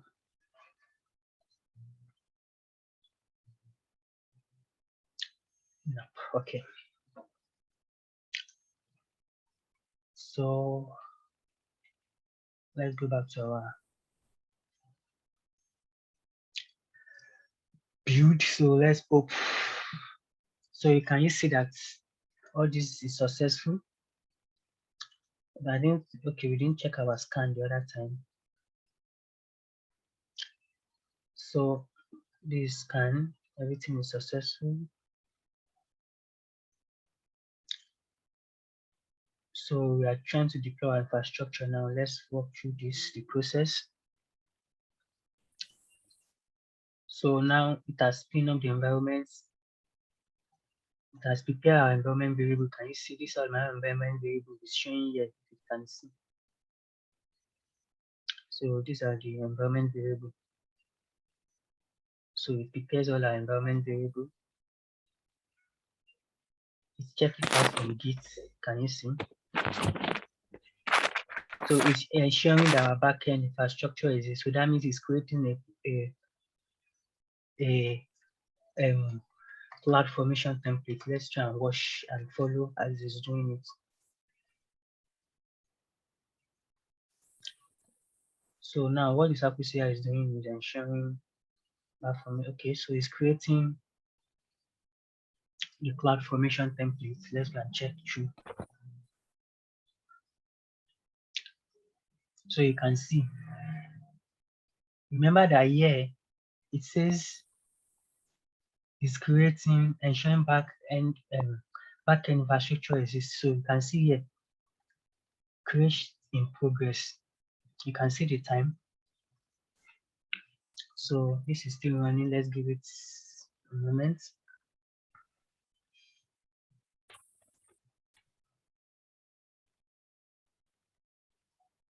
So that is complete. Let's go and check. Let's refresh. Can you see? The backend is complete. So it's creating the front end for us.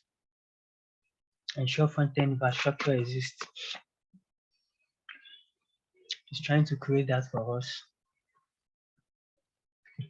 So let's go to our Cloud-Formation. It's still creating. Let's follow our deploy and see.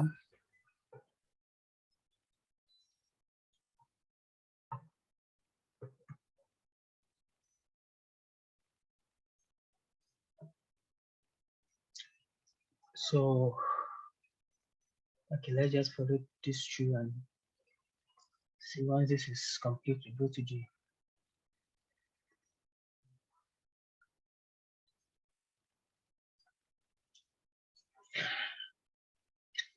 So what I just is I just pick up one project like that. So just walk through it with this step. So you can see it's complete. It has added our IP to Ansible. Can you see? That's complete. So now it has sent this one to our workspace, persist to workspace. Let's go back and follow up on the next job. So now it's now configuring our infrastructure. So now, remember I was saying something the other time. Do you remember this the way our inventory is? We say web. Do you still remember this? Where is this? Ansible inventory. You know, this is web, and we ask you to put the IP here for us. So this is it. This is the web. This is the IP that I printed for us, as you can see. So now it's now configuring our server for us. And how is it doing this? You can see configuration play, install Python for Ansible. Where do we see that? It's inside our Ansible. You see configuration play. After you done that, it says wait 600 seconds first. Then install Python for our Ansible. So everything here is doing it one after the other. Can you see? That's what it's doing. This one is on. Is there? This is okay. This is okay. This is okay. Go to the next one.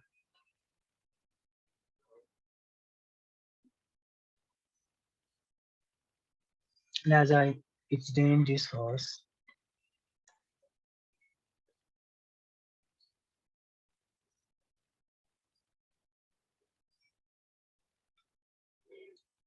So, okay. So this two is okay. This is okay.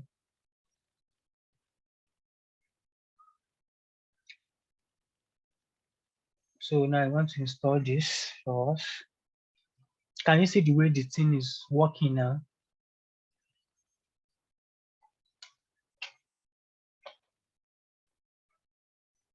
So this is our IP. So everything is successful. Let's go back, follow the next job.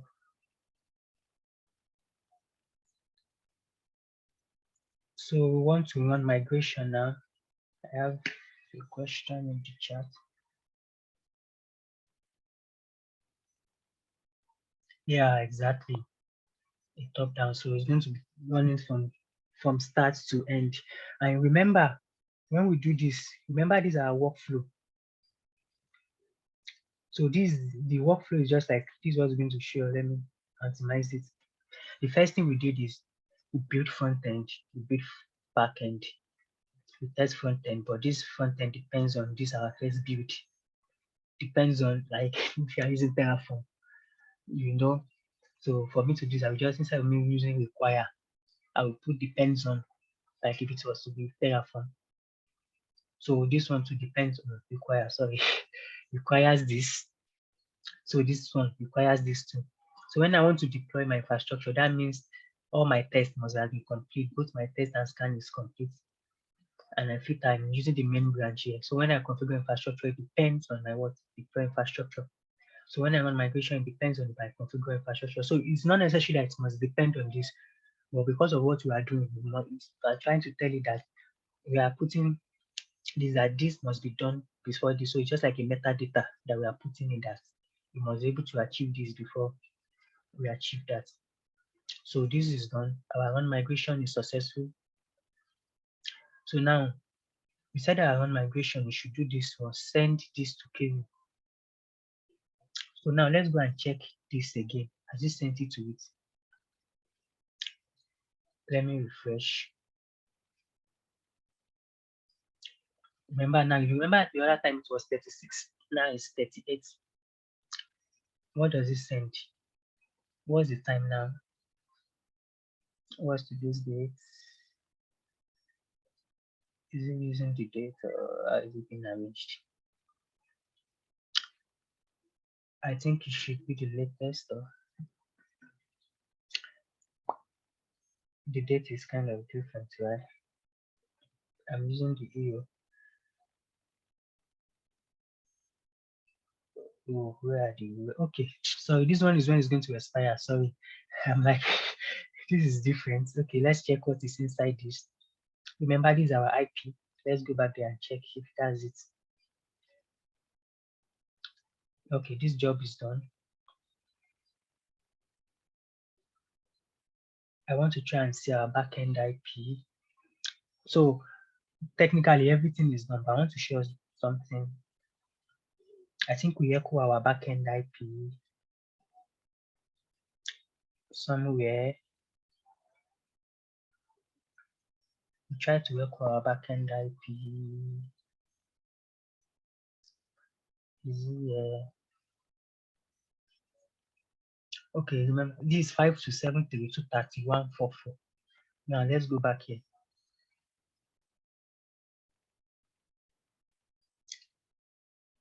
Oh, this. So let's go back to our, remember 23144. This is it, 23144. So it's store it in, it's save it in this our third-party database. Let me check this. This is our other one. This is the previous one that we used. So this is the latest one. 23144. So it stores it there. So now you can see that all our pipeline is complete. And it just take 11 minutes, and all the job is what is successful. So this is just show of what we have. And so this is just like a short demonstration on how this thing works and how it's being used.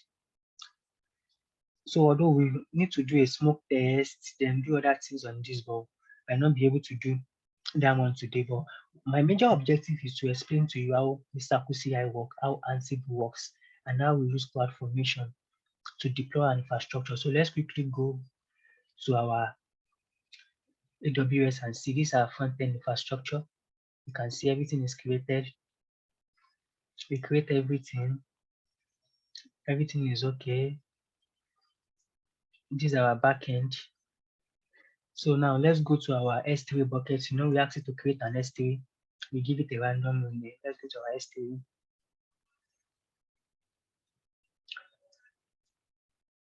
So in our S3 buckets, but mostly as a DevOps and cloud developer, what you focus more, you write more of Yamu scripts. So you can see this is the one we created, the one I created. You can see all the values zip and unzip, brought it here. Can you see? So everything is here now. So now let's go to our EC2 and see the instance that it creates for us. Remember, we deploy an instance too when we are doing the configuration. So let's quickly check the instance.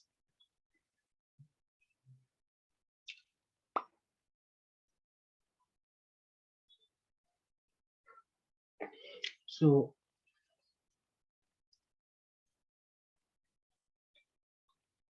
now going forward, maybe our next section, we are going to focus more on infrastructure as a code.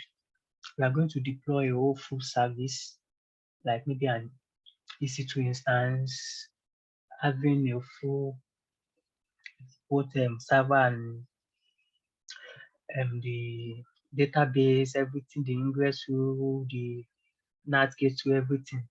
Let's so this is the instance it's created. Can you see the name here? Let me click on it. Is it a backend? I'm trying to look for that name. I was going to show the ID. I need. Oh, where is it? Okay. Okay, let me just go back. I want to show us something. Do you see backend 07E1447? So that's the same thing that it has here. Can you see inside the migration? You see this is the backend name that it stores for us initially when we told it to store it for us. And so this is it running. Let's quickly check our security group and then let's just where's our security groups?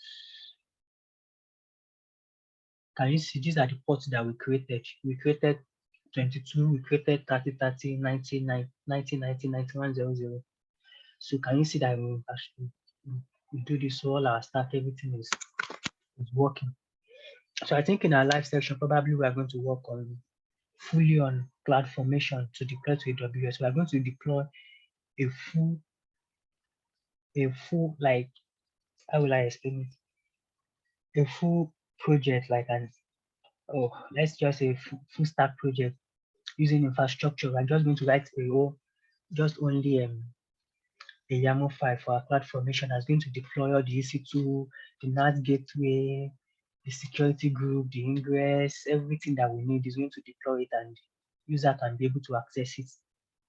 I think maybe we should do that next because it's very important. Maybe after that, then we can look into another tools, maybe like Terraform to deploy an infrastructure as code too.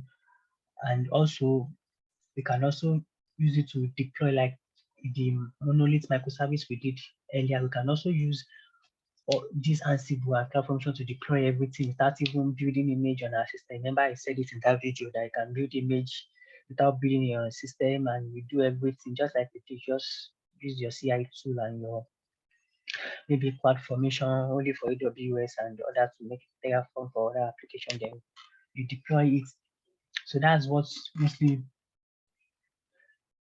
the cloud DevOps developer will be working on. So you might be working less with JavaScript for those that are or maybe C# or with Python and be working more on maybe something like Terraform, Cloud-Formation, writing YAML file or JSON file or something like that.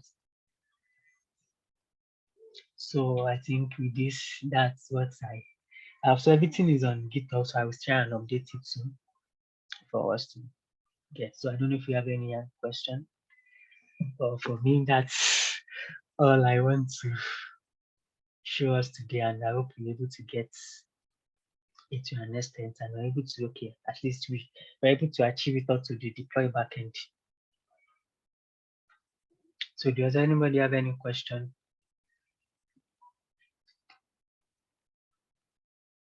Any question or any contribution or anything? Hello. Yeah, I can hear you. Okay. Okay, I have a question. Of recent, I was reading about a package manager Okay. named Helm, HELM. Okay. Yes, I was reading about it. I heard that it's a package manager for Kubernetes. So I don't know if you know about it. So Elm is just like a shell script, just like a shell script that you use. So you can use it to manage Kubernetes, just like the way you are using Ansible. I think you can also use it to manage Kubernetes application like that. Although I'm not sure. I'm like just like a shell script, just like a shell script, just like this that you can write the shell script and it's going to manage it. Okay. So I think that's how it works too. But you can use it, but you can actually use it. What you just need to do is just check the documentation, how is it structured. Maybe you can just watch a small video, then just do a small or test practice. So from there you get used to it. Okay. That's what so once you are trying to build, trying to use more tools, that's where you get to know and understand very well. Okay. Okay, thank you. Yeah, thank you. I don't know if anybody have any question. So let me just stop recording. I think it's safe to stop recording now.